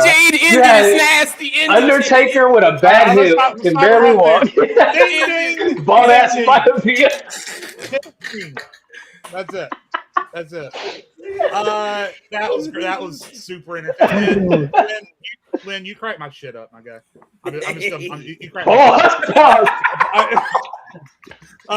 no, I said that in honor of. I know. Them. I'm the remote, bro. I'm a remote around here, bro. Yeah. Jesus God, such great arguments. Like, I still even as a guy who obviously, right, is not an AEW staple fan. But I still remember matches from that show and the ending to that show and how it made you feel afterward. WrestleMania 40, just some of the most iconic WrestleMania moments of all time, all wrapped into one show. So again, I'm gonna tell you where I landed, and then I'm gonna tell you the point that got me. I am gonna go with WrestleMania 40, not because I'm anti AEW, because that show was great. The thing that gets me about WrestleMania 40 is not just that it was great moments stacked together. It was great moments woven together. Yep. And the way that everything came together at the end of that final main event. And listen, Malik is right. Is that whole era that people like to call the 2021 to 2022 era the pandemic era. But I call everything from 2020, literally all the way up to the end of WrestleMania 40, I call that the cinematic era. And not just because you had the cinematic matches, but because the matches themselves and the stories were so cinematic. And that main event was just a cap off to everything. So yeah, that's where I'm gonna go. I'm gonna go Mania 40. And then just for that, because I know we're pushing up on 6 o'clock, let's go ahead and just move to the last one. Yep. This one's a little bit unique. I wanted to do something a little bit different. So what we're going to do here is we are going to do kind of a fantasy scenario where each team is starting their own wrestling company, and there is an open draft for any active wrestler in any company anywhere in the world. Top 3 acts. Yeah. So quick question, just to kind of clear something up real quick. When we're drafting these people, are these like we're going to use them however we want to use them? Or is it based off how they're used right now? No, no. If you think there's a guy out there that should be at the top of where he's at, and you would put him at the top of where you're at, I want to hear why, and that's going to be part of the debate. Yeah. So you, as the owners or the bookers of this company, who are your top 3 draft picks? The way we're going to do this is G and Lynn, as the winners of the last round, are going to get the first overall pick. They're going to get 2 minutes to tell me about their first pick and why they're picking them, so and so. Then we jump over to Malik and Nate. They make their first pick, tell them about it for 2 minutes, so and so, and then we jump back and forth till the draft is done. And then I'll decide who I think has the better top 3. Is it Snake? Well, no, we'll jump back and forth just for the sake of being, Okay. We'll jump back and forth. So G and Lynn will get the first pick, then over to Malik and Nate, then back to G and Lynn, so on and so forth. Do you guys know who your first pick is already? Yes, we do, but I'm going to be on mute because we got to warm up about Hey, but G, no, just text me. Yeah, I know. Me and G talked about our routine. I know what we got. Okay. So, all right, Lynn, you got 2 minutes to make your first overall pick and why. All right, first overall pick is none other than Maxwell Jacob Freeman. Maxwell he just turned 30. He's one of the youngest guys. He is the best talker in wrestling. He is one of the best wrestlers in wrestling. And he's so good at talking that people forgets how good he is in wrestling. Let's look at it. An hour with Bryan Danielson, the match with Will Ospreay, the match with my boy Kenny Omega that wasn't even a pay-per-view, and they killed it on Dynamite, or that might have been Collision. Either way, it was on television, free television. Max can go. He's shown he can do it all, and the fact that he can talk as well as he does, he is the perfect number 1 pick. He's a franchise player, and he can do everything and then some. He's the perfect heel, and we've seen him be a great anti-hero. Maxwell Jacob Freeman is our number 1 pick. Oh, I think I got something from G. Let's see if I need to add. Oh, okay, no, never mind. Yeah, you still got a minute, so. Okay, perfect. Well, yeah, like I said, you can't argue anything about talking. You can't argue anything about wrestling because he's shown, and his age, he's the perfect age to lead me and G's company into the next 2 decades. And you want to talk about star power, the guy is a megastar. He's growing in popularity, was just in the latest Adam Sandler movie, is in a new horror movie, and is about to be in more movies coming out in 2026 and 2027. This guy is the perfect star to build our franchise around. So that's our first pick, Jade. We talked about this before, so.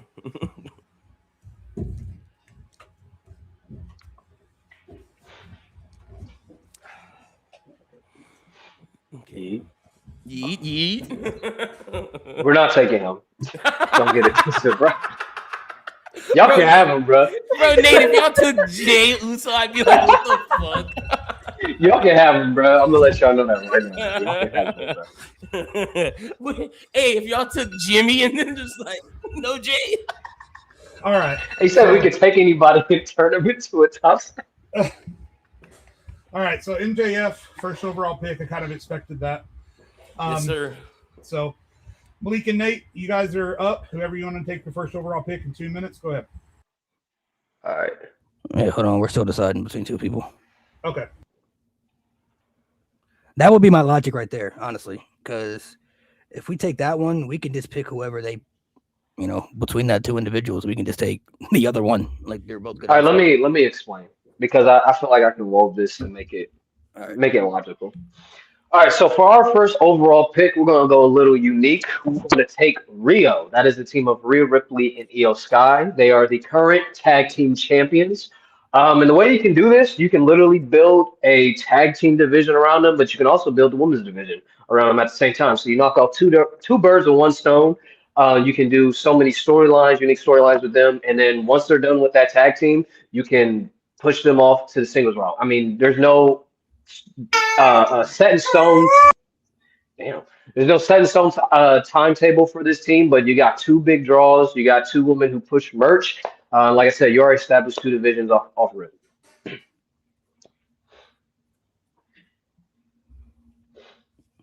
You got anything to add, Malik? No, I'll let you get that one. Cool. Hey, that was smart. That was smart as hell. I don't know. Hey, I just got back. Who they take? They took Rio, the tag team of Io Sky and Rhea Ripley. Wow. That was Wow. You know what? You know what? I will give y'all that. That was smart. I don't know if Jade's still there or not. So wait for him. Go ahead, take Jey Uso, y'all. Go ahead, take Jey Uso. Yeah, We do not want Jey Uso. We'll wait because Jay has the timer, so I don't know if he's.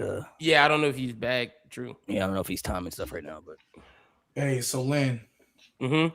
While we waiting, so the one that you said, like in your third message above, I think we can wait now. Yeah, for sure, 100%. Because I was not prepared for that. No, me neither. I did not expect. Yeah, I was not prepared for that. So, dang, I can't believe they got them off like that. Mm-hmm. That's actually really smart.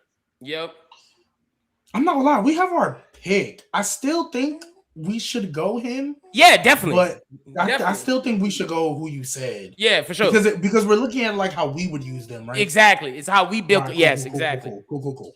So yeah, I think we should still go that just because of what I said. Like, I'm gonna send you a yesterday. text to see if. I 2 think minutes the one whenever you guys are ready.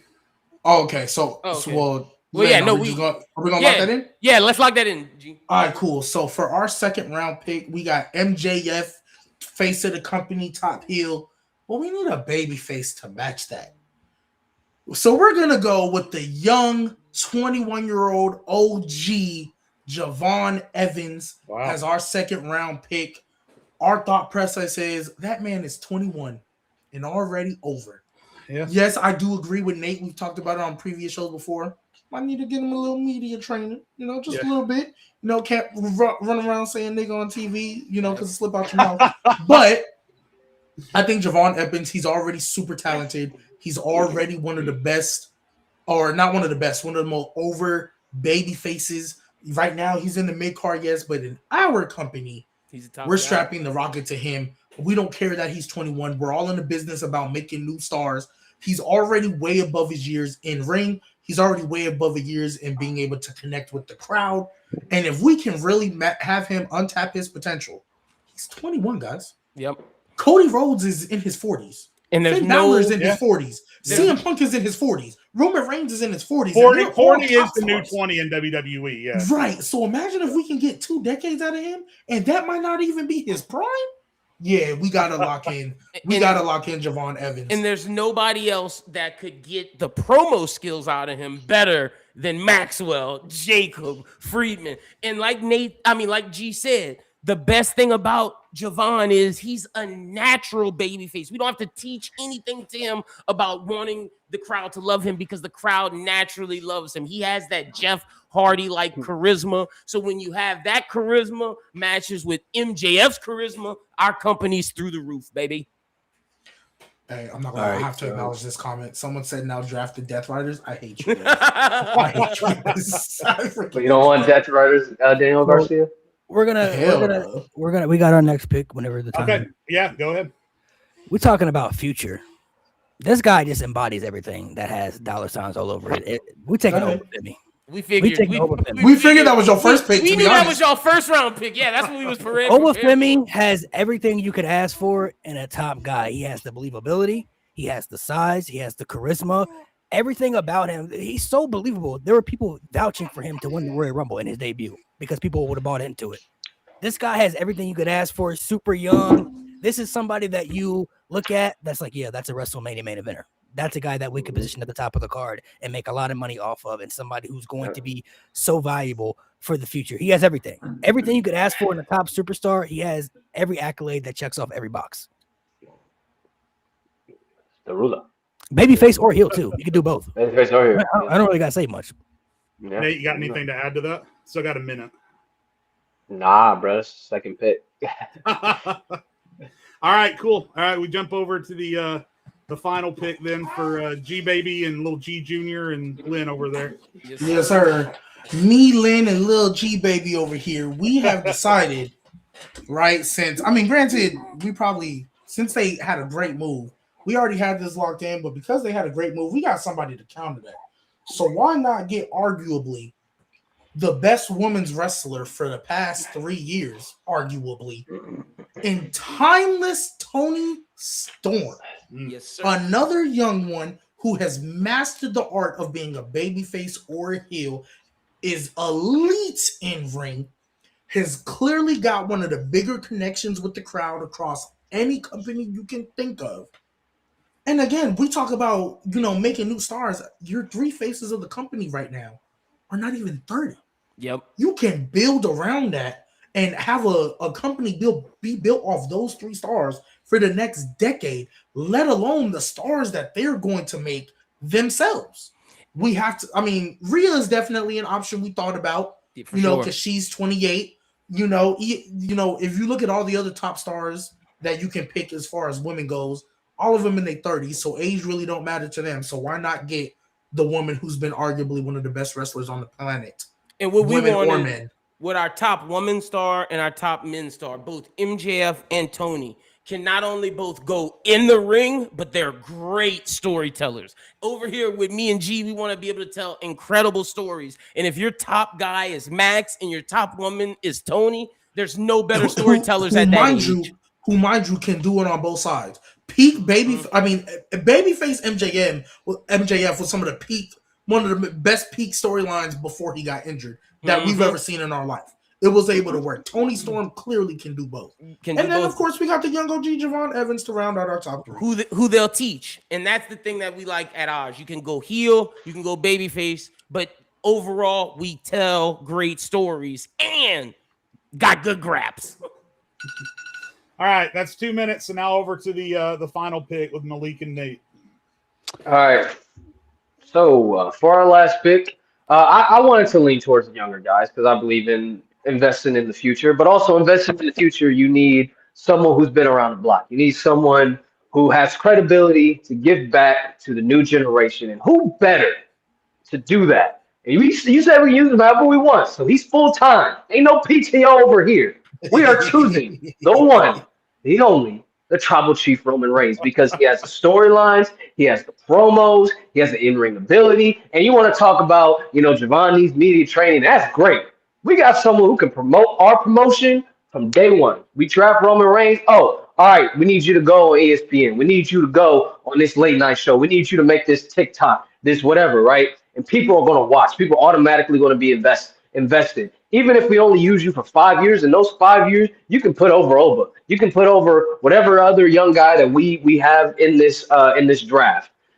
Vets are important. They got drawing power. They can give back. They can teach people new things. And just like that, our roster is now solidified. Incredible. Malik, anything to say about your guy, Tribal Chief? He pretty much hit everything. I mean, we have star power. You got Rhea, who's outselling the majority of the men on the roster. You got Roman Reigns, who's still arguably the biggest star on the roster. EO on top of that, and then you also have a young guy like Obafemi who could reach that potential. I think we check off pretty much every box you could ask for. Y'all are right. I feel like even though obviously I'm going to move into 5-minute rebuttals. Oh, okay. I mean, obviously, MJF maybe ain't specifically on the level of Roman Reigns, but he damn near close to it. Yeah, he close to it. That's our star power. I mean, he's already. I mean, we talk about crossing over to Hollywood. We got old boy and Happy Gilmore too doing Fright Night. Right, you know what I mean? And then Tony Storm again. I know y'all did great with the Rio pick. I ain't even gonna hate on y'all for that. Y'all did great getting Rhea and EO as a tag team because obviously you can do so many things with that after the fact. I ain't even gonna take that away from you. But Tony Storm right there with him. Tony Storm right there with him as far as star power as well. Y'all went Oba. Oba was definitely somebody we thought about for sure because we knew y'all was either gonna get Braun or Oba as one of your picks. So we thought about him, but we figured, if we want to tell good stories, we're using MJF as our top heel. We need a top Evans is the perfect baby face to suit, and he's 6 years younger than everybody else we talked about. And that's my thing. Like, I love what y'all did, but my question would just be, who's y'all's baby face? Is it Roman? Is it Oba? How are y'all gonna tell that story between these two? With us, we know where we're going with Javon as that baby face, trying the Dak stacked against him versus Maxwell, who's the ultimate heel. Whereas with Oba, he's over right now. So is Roman. So how do y'all do that? Whereas with ours, we see a clear-cut thing. And the thing about Tony is Tony tells good stories regardless. I don't know how many good stories Rhea's told. I think sometimes though the matchups is what sells people on paper. Like Oba versus Roman is a match itself that people could just buy into. You put it on paper, it's just like, all right, we don't care who the babyface is, we don't care who the heel is. We want to see Oba versus Roman. It's the match itself that's going to sell. And when we talk about storytelling, realistically, ain't nobody tell better stories than Roman Reigns, especially in the last how many years. Roman Reigns got that on lock. We're talking about the highest level too. Like at the highest level, Roman Reigns head and shoulders above everybody when it comes to storytelling. I mean, literally. When he won the Royal Rumble, there was an outrage. It took one segment for people to flip the switch and say, yeah, I'm bought into it now. No. You're absolutely right. Only reason we feel like we didn't talk about Roman is, because like I said, we can do it the way we want. And so full-time Roman, obviously, that's still probably the best wrestler on the planet right now. If we took a total package, everything that comes in, Roman Reigns full-time, still probably the best, right? But the way we look at it is, even though we can use Roman how we want, Roman ain't got that much time left. Yeah, we want to make that's money really what it is. Roman ain't got that much time left. 40. I got a decade with MJF and I got 2 with Javon. And I got a decade with Tony. That's really what it is. Roman Reigns isn't a bad pick. And again, I'm gonna give y'all credit. Short-term win, y'all winning right now. Is like y'all literally just y'all got short term. I see what y'all doing, but we're going for that long term. I mean, you could also do long term too, because that Roman Oba field is literally the build is literally Hogan Ultimate Warrior. I mean, it's going to work out better for Oba than Ultimate Warrior. But literally, you establish Roman. So, but you establish Roman as your guy off rip. You get that promotion out the way. You get the promotion for your new company. He does the media stuff and all that, and then you build towards that match with Oba. Oba beats Roman. Now he's an established star off rip, and Oba's not a guy you need to take 2, 3, 4 years like Javon. That's going to take time for him to build. He's still young. He's going to have to lose. He's going to have to go through a lot of development. You can't just have him win the title off rip. Oba, you can build that match for like 3 months at the bare minimum. You can have it 3 months. If that, it could even be built up in a month. But here's the thing, though. I don't disagree with y'all at all. Like, you guys have a great roster. I'm thinking of like a combination of the Sami Zayn underdog story that actually worked, plus the Johnny Gargano story that obviously is one of the best we've ever seen. And then having a combination of those for Javon and having that ultimate heel. Yeah, like with MJF, he ain't got to have a 1,316-day reign like Roman, but he gonna give you peak cinema. Jesus, I can't talk. Cinema, right? Yeah, I'm tripping. And they say the money's in the chase. Like you're especially right. because with the way Johnny Gargano, the way we love that story, and the first time Sammy did it, not 8 times later, the first time Sammy did it, the way we love that, man, they gonna be eating out the palm of their hands. And with people Javon love every time they Javon do that. already. And the thing is, it's about the chase, and all the money's in the chase, and having a heel like MJF who could make the chase that much better for Javon when he wins, it'll be so sweet. I think my last point that I'm going to make too. Just to point out- Final word to Malik and Nate. to point out, Roman Reigns is only 40. You can still get another decade with Roman. I just want to point that out too. There's people right now in their 40s who still performing at a high level, and they've been done that for many years. We grew up on. Undertaker was in his 40s when he was still winning world titles, putting on some of the best WrestleMania matches year by year. Cody Rhodes as well. CM Punk is 47, still putting on the best work of his career that we've seen, maybe even ever in WWE at this right now. So you can still get another good many layers out of Roman Reigns, even at his age right now. Yeah, and to be honest, I mean, you can do the chase, that's great. But again, teasing people of this Clash of the Titans, like that's as good as any chase you can do. Like that still draws money to this day. I know a lot of people love the underdog story because a lot of people resonate with it. I'm one of those people, but it's also like sometimes we just want to see two big, larger than life, muscled up old dudes beat the shit out of each other. You know what I mean? You keep teasing us with that. We want that, brother. We want it. MJF, Javon Evans, round 2. It's gonna be exactly that. Two top stars in the company, baby. Just beating each other. All right. And you know, Nate, Hey, Malik. pause, I Nate, mean, pause, sorry, Nate, you pause, know, Nate, MJF pause. and Javon going in, dog. You know that, Nate. Seeing I can't Javon stand jump off Nate, the bro. top versus You just old gonna slip past MJF. that like we didn't hear that. That's crazy. Can't stand All right. Nate. Let's talk about it. Those are roundabout the names that I expected to hear. I expected to hear Braun Breaker in there somewhere. We did too.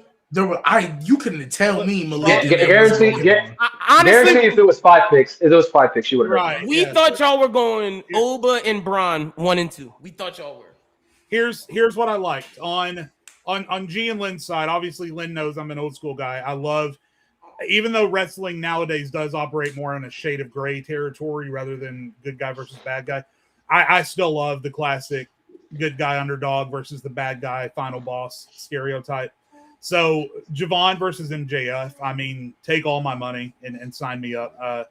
What I liked on the other side was I wasn't expecting to hear Roman Reigns, but how you said you were going to use him, not only use him more, but also use him as, hey, here's our face, even if he's just around for 5 years, and that gives us time to build up Oba. And but listen, G said it. The fact that you guys gamed the system and got Io and Rhea on a 2-for-1 deal. That was smart as hell. I mean, and I can't even say that's against the rules because they're literally the tag team champions. So I got to give it to Malik and Nate.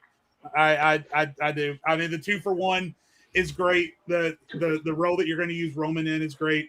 Oba versus Javon 1-on-1 is a wash for me. I'll take either one of them.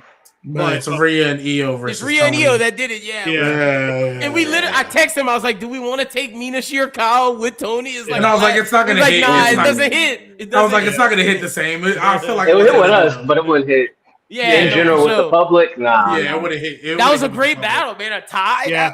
We did well. Yeah, Man, no, I've if been only Tony wanting to Storm and host. Willow Nightingale were a tag team. Ooh, I've been wanting to host one of these for a while, and I've always thought this idea. And again, this was Nate's original concept that he brought to us. I've always thought this was one of the better concepts that that we've done.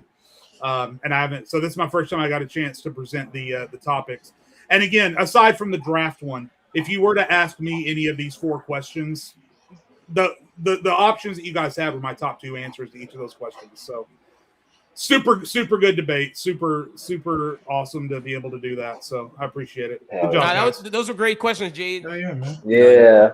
All right, G, Yeah, as a team, we're 1-1, bro. Well, 1-0. We haven't got a win, but we tied. What do you mean we don't have a win? We lost. We lost to the first time we had because Lewis was the judge. You don't remember? We lost by 1 point. Oh, did we? Oh, well, then we 1-1. Never mind. One win, one tie. All right, my bad. I don't remember that at all, actually. It was a minute. We've done a couple of these debates. Bro, we haven't done this in a minute, bro. Yeah. Hey, but Nate, your idea about the 1v1s, nah, that should be hard. Obviously, I wanted to say, oh, hey, I'll do another quiz, but I honestly don't know if I'm going to have time to put one of those together. So I decided to do this instead. We do the 1v1 like a G1. By the like way, a tournament. debut of little G over there. Yes, debut of Lil G Baby. What's up, little man? Yeah, man. Mommy's not home right now, so he was sleeping, and then he heard us talking about All Out 2021 and WrestleMania, and he started getting excited. No, we got some super chats we're gonna get to. Huh? Nah. Don't put up that last one. What yeah, the fuck no, what? What the hell? Oh, he gonna put it up. He gonna put it up anyway. I mean, he paid for it. He paid for it, bro. Why'd you put that in the chat, man? Why'd you pay to say that, bro? What the hell? What the hell? Oh, I lemon will pepper- say I'm glad Lemon Pepper Steppers is coming back because that It's was very over. much a 2018, 2019 thing. Bro, he need to sell some. Like, imagine Trick Williams putting some actual I'm lemon not pepper wearing. steppers. I'm not wearing them ugly ass boots. I wouldn't so wear them either, G, but I'm people not would buy wearing them. them ugly ass boots. Hey, he making it work, and he's a heel, so it's cool. I hate his outfits though. I would never wear that. But hey, you got money, so do your thing, partner. What would have been your answers, Jay, to the questions you asked? Like the better. Oh man, if I had been on the teams getting those questions, and I had the choice to defend, I probably would have defended. What was the first question? I've already forgotten. Hold on. The first one was Black and Gold or Ruthless Aggression. Yeah, no, Ruthless Aggression. Ruthless Aggression is one of my favorite, maybe my favorite time period of all time in wrestling. But that might have to do with the fact that's the one I came up in. Mhm. Santino versus R-Truth. Coming into today, I would have said R-Truth. The arguments did heavily sway me towards Santino, though, but that one might have been a wash. Missed opportunity, Cesaro or Rusev Day. I would have said Cesaro. I would have wanted to defend Cesaro. And it was really just all came down to, again, and I knew that G and Lim were going to talk about all the stuff that Rusev had. But to me, it means a lot more that Cesaro didn't have any of that shit and was still getting the crowd behind him. And then Mania 40 or All Out. Probably Mania 40, just because even though consistently down the card, AEW for the most part was banger, banger, banger, banger, banger, and then ended with those two huge debuts. I don't know if anything's made me feel like the announcement of Cody Rhodes as WWE champion at the end of WrestleMania 40. Like the emotions, and again, just how almost every story in that two-night show weaved together to capitalize at the end with this huge grand moment. Cinema, absolute peak cinema. Thanks. And then my top three draft choices probably would have been Obafemi, Braun Breaker, and Bianca Belair. Probably would have been my top. Talked about Bianca. What we talked about Bianca, but well, first it was like, if we're gonna do the age thing and we're gonna be consistent, if we're doing it, it's got to be Rhea. And then once he said Toni Storm, I said, "Oh, lock that in. Yeah, you gotta lock that in." Yeah. Because we were torn on Bianca, and because G said Bianca or Bailey, and I was like, "Oh, not Bailey. No, Bianca or and Becky. And I was like, Bianca, and then we were like, but wait, we started researching the ages. Yeah, I didn't know Becky was 40. Mm-hmm. Yeah, and Bianca's 36. Like I didn't know. EO's 35. That's why we didn't bring her up, because EO 35. So we had to be consistent with our ages. So, let me ask everybody this before we head off here. Who is somebody right now that is young, up and coming, that you're looking at for you, just from your perspective, that you feel like there's no way this person shouldn't become a superstar? Like if booking fails them, it's going to be a disgrace. Oba. Yeah. Oba would be. I mean, without hesitation for me, Obafemi. Dude's got everything. He's got Oba everything. Braun to be different. Oba and Braun are my men's. For me, and I know we haven't talked about her enough. To me, Roxanne Perez better be a star. I get they was kind of taking their time. We was telling a little story, and then she got injured. Roxanne Perez is 23, guys. 23. Women, I'm gonna say Ruka. That's what I'm gonna say for the women. Oh yeah. Her too. And by the way, That's based on recent incredible. crowd reactions, Trick Williams also has to be in that conversation. Hey, I've been saying it in the chat. Jade Trick is like he's that. It's just because dude, when he was NXT champion, it didn't hit. Really kind of it didn't hit because it was like, look at you. But then when he became TNA champion, yep. I was like, okay, TNA did it for him, bro. I don't know what happened over there with him and TNA, but he figured it out with them. So I'm gonna be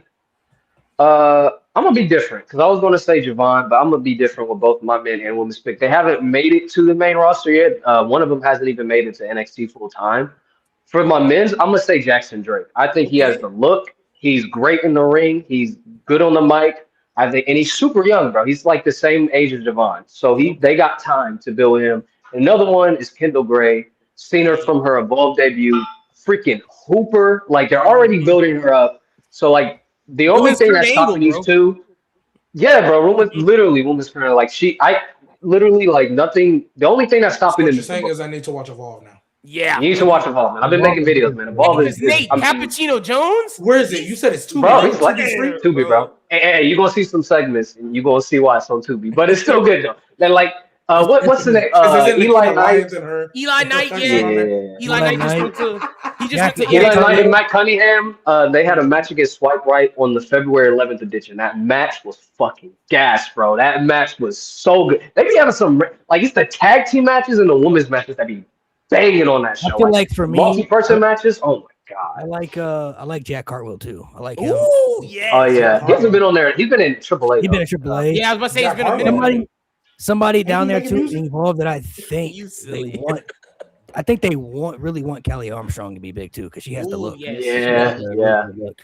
Somebody I in do, chat yeah. just said Callie Armstrong, like right when you Yeah, dropped Kelly the Armstrong. Yeah. She's got the look, physical bro. She has a presence, look. bro. She does. Yeah. Jada Parker should be a top star too, but Yo, She yes. should be. Jade, that Take was away what from Jay, but yes. G, that's who I texted you who we could draft. I said Jada. I was like, no, we're not drafting Jada Parker. I feel like over though these for other me, guys. I would have to agree with Jade to get my point before we head off.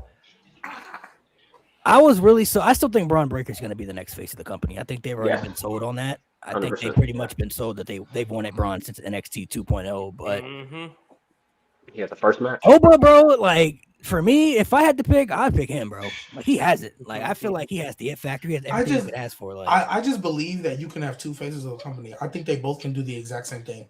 But there's only gonna be one A, one B. I think Oba's gonna be Batista, like the one that like the But- fans get behind. You know what I But a mean? He's gonna be Batista, Batista Batista that doesn't like have the Leave. end to his career that Batista Yeah, it had. doesn't leave. Like, Yeah. like a Batista with a Randy Orton type career. If that So you makes saying sense. Oba's Batista and Braun Cena? I don't know, man. I don't see Oba having a 20-year career. I see him leaving after like maybe 10, maybe You 8. think he gonna be in He's Going up movies? to bigger things. Ah, possibly, bro. I don't know.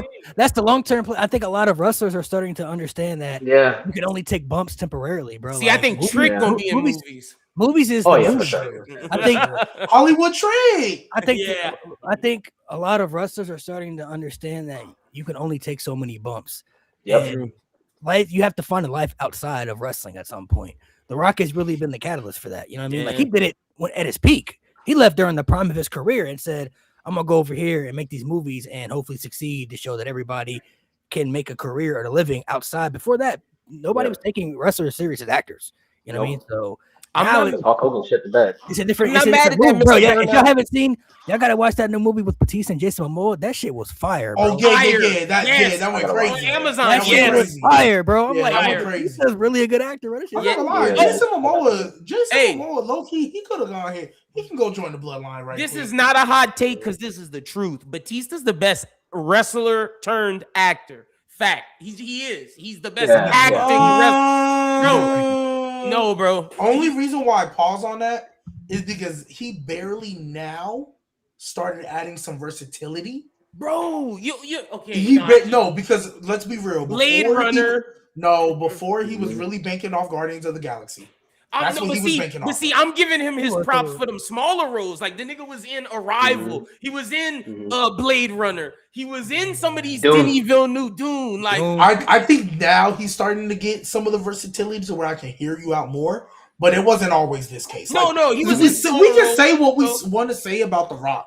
We're not gonna act like that nigga wasn't putting out bangers, bro. Like that nigga was putting out No, bangers. I The mean, Rock. he was the biggest actor in the world for a minute, for a reason. Yeah. bro. Like, No, Yeah. for sure. I'm not taking away from But him. like- but even if he played the same character, bro, his movies. were Yeah. sick. The Rock Even in is the Smash biggest, Machine, bro. Like he was the Rock. Like The Rock is the biggest You think he wrestling was The Rock and the actor, Tooth Fairy? Because as a kid, that was elite. but I just think Batista's the best I gotta watch acting Super wrestler. again. That's all. Batista, I think, has some range for sure. He Yeah, probably he- has he- more range, yeah. But Oh. looking If at you him, I think go ahead. I The was first gonna say 20 he does minutes- have oh, range Go ahead. Let me see if I can share my screen. reaching that point too. I'll share I my mean, screen for a minute, shoot. for a I mean, second. shoot. Yes, Honestly, Cabin in the Woods. Cena's starting to Fire. add range. Cena's Yes, he starting to add is. himself a range, bro. Looking at his Yes, he catalog, I mean, I don't know, bro. Batista's catalog. I'm not gonna lie. If we look at Batista's catalog, I'm just gonna be real with crazy. y'all. Bro, knock It's at the cabin, bro. Knock at the cabin was tough. Yes, it's bro. heavily I gotta watch carried that. by Guardians of the Galaxy. Like the other stuff is What? cool. Carried is crazy. Bro, All right, but Carrie is look. insane, bro. PG, I'm you not gotta saying. give him Look, credit look. for The them. Wrecking Crew was fire. The Wrecking Crew was fire. You gotta give him credit for them Where's small the other roles. one that he did? The Spectre and Blade Runner and Dune roles, them Bro, shit. and Army of the Dead was good. Army of the Dead was good. Yes. Glass Onion was good. Yeah, I'm not saying Glass the Onion- movie. I'm hey, not saying the movies Malik, weren't good. Glass I'm Onion, saying Batista he and was Glass Onion cool, was crazy. He was. He don't. He I doesn't don't think have. it was enough. Crazy. I don't He think it was doesn't enough to have. say he's the I'll say best he one. doesn't have a movie in here that is box office like Guardians of No, the Galaxy. zero. He's not a no. box office actor. He's not He's at not. all. Okay, I don't think but he's fine does with that that. not go to the point to why you can't say he's the best actor if he's not box office? Okay, so I'm saying acting based upon just acting ability. Yeah, ability. Yeah. Like looking at these movies, bro. Stewart was funny. My Spy is pretty good. Like for sure, The Rock is the biggest. Like The Rock is Bush by was far the alright. biggest but John Cena got a case too. Final score, bro. This movie too. Final. I would take John That was Cena's range and acting ability over Let's see. Batista's. Okay, G, I'll give it to you. Every day of the John Cena's a mixture. that's all I'm arguing. To say that he's You the best Yeah. can actor. look at Cena. What is Cena's biggest bug? The Fast franchise. Yeah, Probably. Or Suicide Squad. Yeah. Squad. Suicide for Squad. sure. Yeah. Bro, the Oh, fact that I think he's over the movie- Nah, man, I'm sleeping on 12 rounds, bro. And y'all sleeping on Trainwreck for real. Y'all sleeping on Trainwreck, Trainwreck for real. Ricky Boy, was Stenicki's cooking in that good movie. too. I'm not gonna lie to Cool. you. Ricky Stenicki's That was good. cool. Oh, yeah. Why is Ricky WrestleMania Stenicki- on there? What Bro, the hell? if y'all ain't seen Vacation Friends funny. I didn't Fire watch that. with Lil Rel. Oh, I'm not gonna lie. That's on Peacock, right? That's on Peacock, right? Hey, No, even though that's Hulu. on Hulu. Amazon, I think, or Hulu. Hulu. One of them. Oh, yeah. damn. Even though he was in Look, a small role, he was fucking hilarious in Barbie movie. He was hilarious. Yes, he was. Yeah. Yes, he was. But hey, the fact that Hey, shout out Fred though. Shout out Fred. You know what I mean? the fact Oh, that yeah, John for sure, Cena shout out was Fred. That's classic. Peacemaker, like he's Yeah. in forever now, bro. As Peacemaker, Yeah, is yeah. over with. Yeah, But I don't think that's bigger about the Fast franchise, bro. That shit, come on. Oh, that's the Fast biggest. franchise is crazy, That's the yeah. biggest. All right, fellas, I'm about to have to dip out on That's y'all. what. That's why I'm saying he's not. That's why I'm saying Batista's not the biggest. I can't say he's the biggest. Oh no, I will never say he's the biggest G. He just You said he was the best actor. I'm the sorry. best I don't think actor, he yeah. is. In terms of Yeah, I his don't think And then ability. you look at, I don't know, The Rock. He do got range. Oh, The Rock got hit. He do got range. He do got range. I would say like, Smashing Machine was probably one of his best performances as an actor. That was 100%. I haven't seen that one yet. Nah, Malik, you can say it. It is his best. Like that's the most range he's done. Like he. I don't killed know, it. bro. Hey, I don't know. people I sleep still- I on don't know, Central bro. Intelligence. This one right That here, was bro. hilarious. Gridiron Gang, bro. That shit was. Yeah, I'm gonna have to rewatch it. Yeah. Gridiron Gang was so good, bro. I haven't Like, seen it in a minute. This before Bro, box office. bro, I'm not gonna lie. Free Guy, bro. Free Guy was I'm not gonna lie, good. Stop playing with this man, bro. I'm He gonna got holler at Free y'all. Guy, Y'all see Red Snitch? Notice. Snitch was a good movie. That's a good movie. Bro, he got what else he got up there? He got Central Intelligence. He got, Yeah. but he was good in bait. Yeah, I'm not gonna lie. Stop playing. Rampage. Wait. Nah, I don't think Smashing Machine. Smashing Machine, I just saw Rock. I'm not gonna lie. It was good, but I just saw Rock. I just saw Dwayne. I'm not gonna lie. What? His acting? You didn't like his acting, bro? It was good, but I felt like I was watching The Rock. Like it wasn't bad. I wasn't like, oh my god, but I was like, I'm watching The Rock. Nah, Like Red it's literally One, how. Red No, I do Notice, feel But like this Jumanji might- 2 though, Jumanji 2 when he was acting like Danny DeVito, that people sleep on that one. I would say he does have some movies on here where he's kind of playing the same stuff, like Rampage, San Andreas. Like San Andreas and Skyscraper were kind of a little overboard for me, bro. Like the whole city. And unfortunately, Yeah. because I know Especially the Skyscraper, context niggas behind jumping it, across the building. I'm like, nobody's doing that. because I know the context behind it, I also can't rock with Black Adam. Unfortunately, because Yeah, I didn't yeah. too much care for that one. I didn't care yeah, about because that one. especially because I know the context and how he was moving behind the scenes. I Pain can't and Gain rock though. with that. Pain and Gain was tough. That's That's crazy. He did this, bro. That's crazy when WWE thought that shit would work. That was crazy. He did the same thing Did the same thing for what? when he came back in 2024. Thought he could Oh, yeah. make the shit up all by himself. Yeah, literally. Facts. All right, y'all. We're gonna go ahead and sign off. Make sure you guys hit subscribe. We'll be back next week giving y'all our Elimination Chamber predictions. So make sure you guys tune in for that. We were supposed to do, the Elimination Chamber recap. We're doing the recap. Yeah, recap.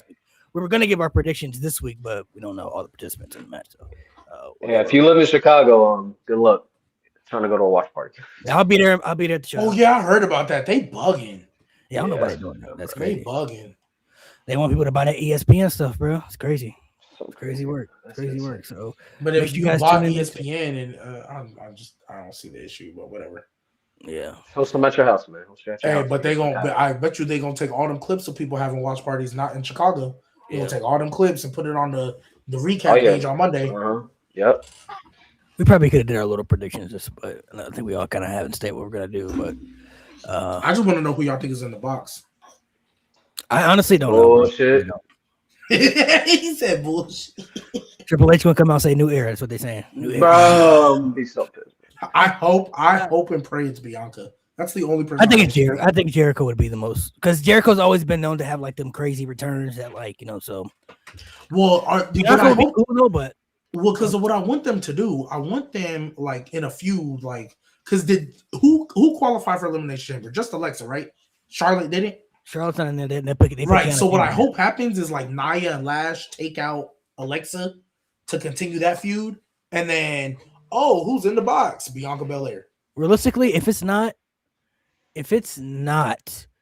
Jade versus Alexa and Charlotte, it's gonna have to be Rhea. That's the only person in the match. Who else are you gonna face? It's gonna have to be Rhea. That's why I want Bianca Belair. I think I know who's in the box. I know what the box is gonna be. You know who's gonna come out the box? It's gonna be Road Dogg, and he's gonna be the next inductee in the Hall of Fame. Yo, shut the fuck up, bro. Shut the fuck up. Because that's probably so like all his prison, baby. You know what I mean? Realistically, though, I honestly don't know what's in the box. Like Jericho would be the only thing I can think of. Because they just brought it in randomly. Watch it be like some bullshit to promote. Okay, you think it's gonna be disappointing? Yes.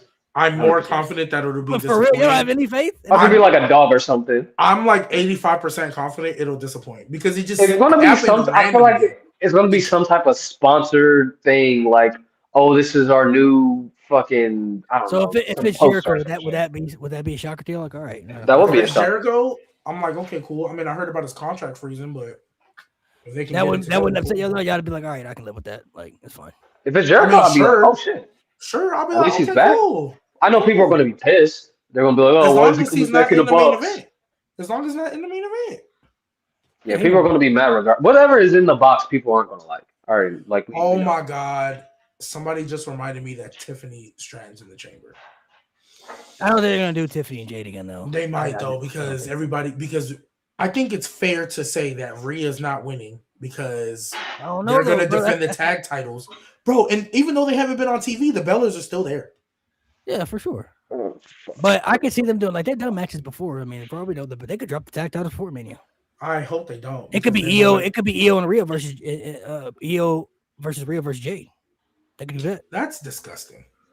No, it wouldn't be a bad match. It wouldn't be a bad match, but I don't want to. Because Liv for sure is going to pick Stephanie. So that's of course because she just made her card.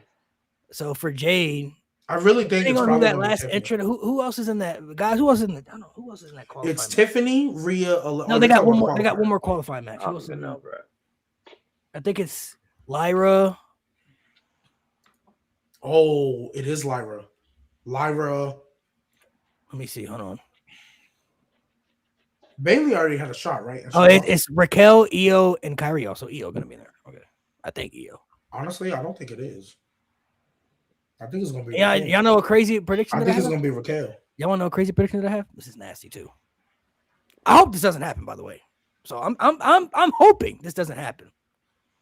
I think Brock Lesnar gonna be in that chamber, bro. And I think hey, this is out the mud. We got Rashad McCants.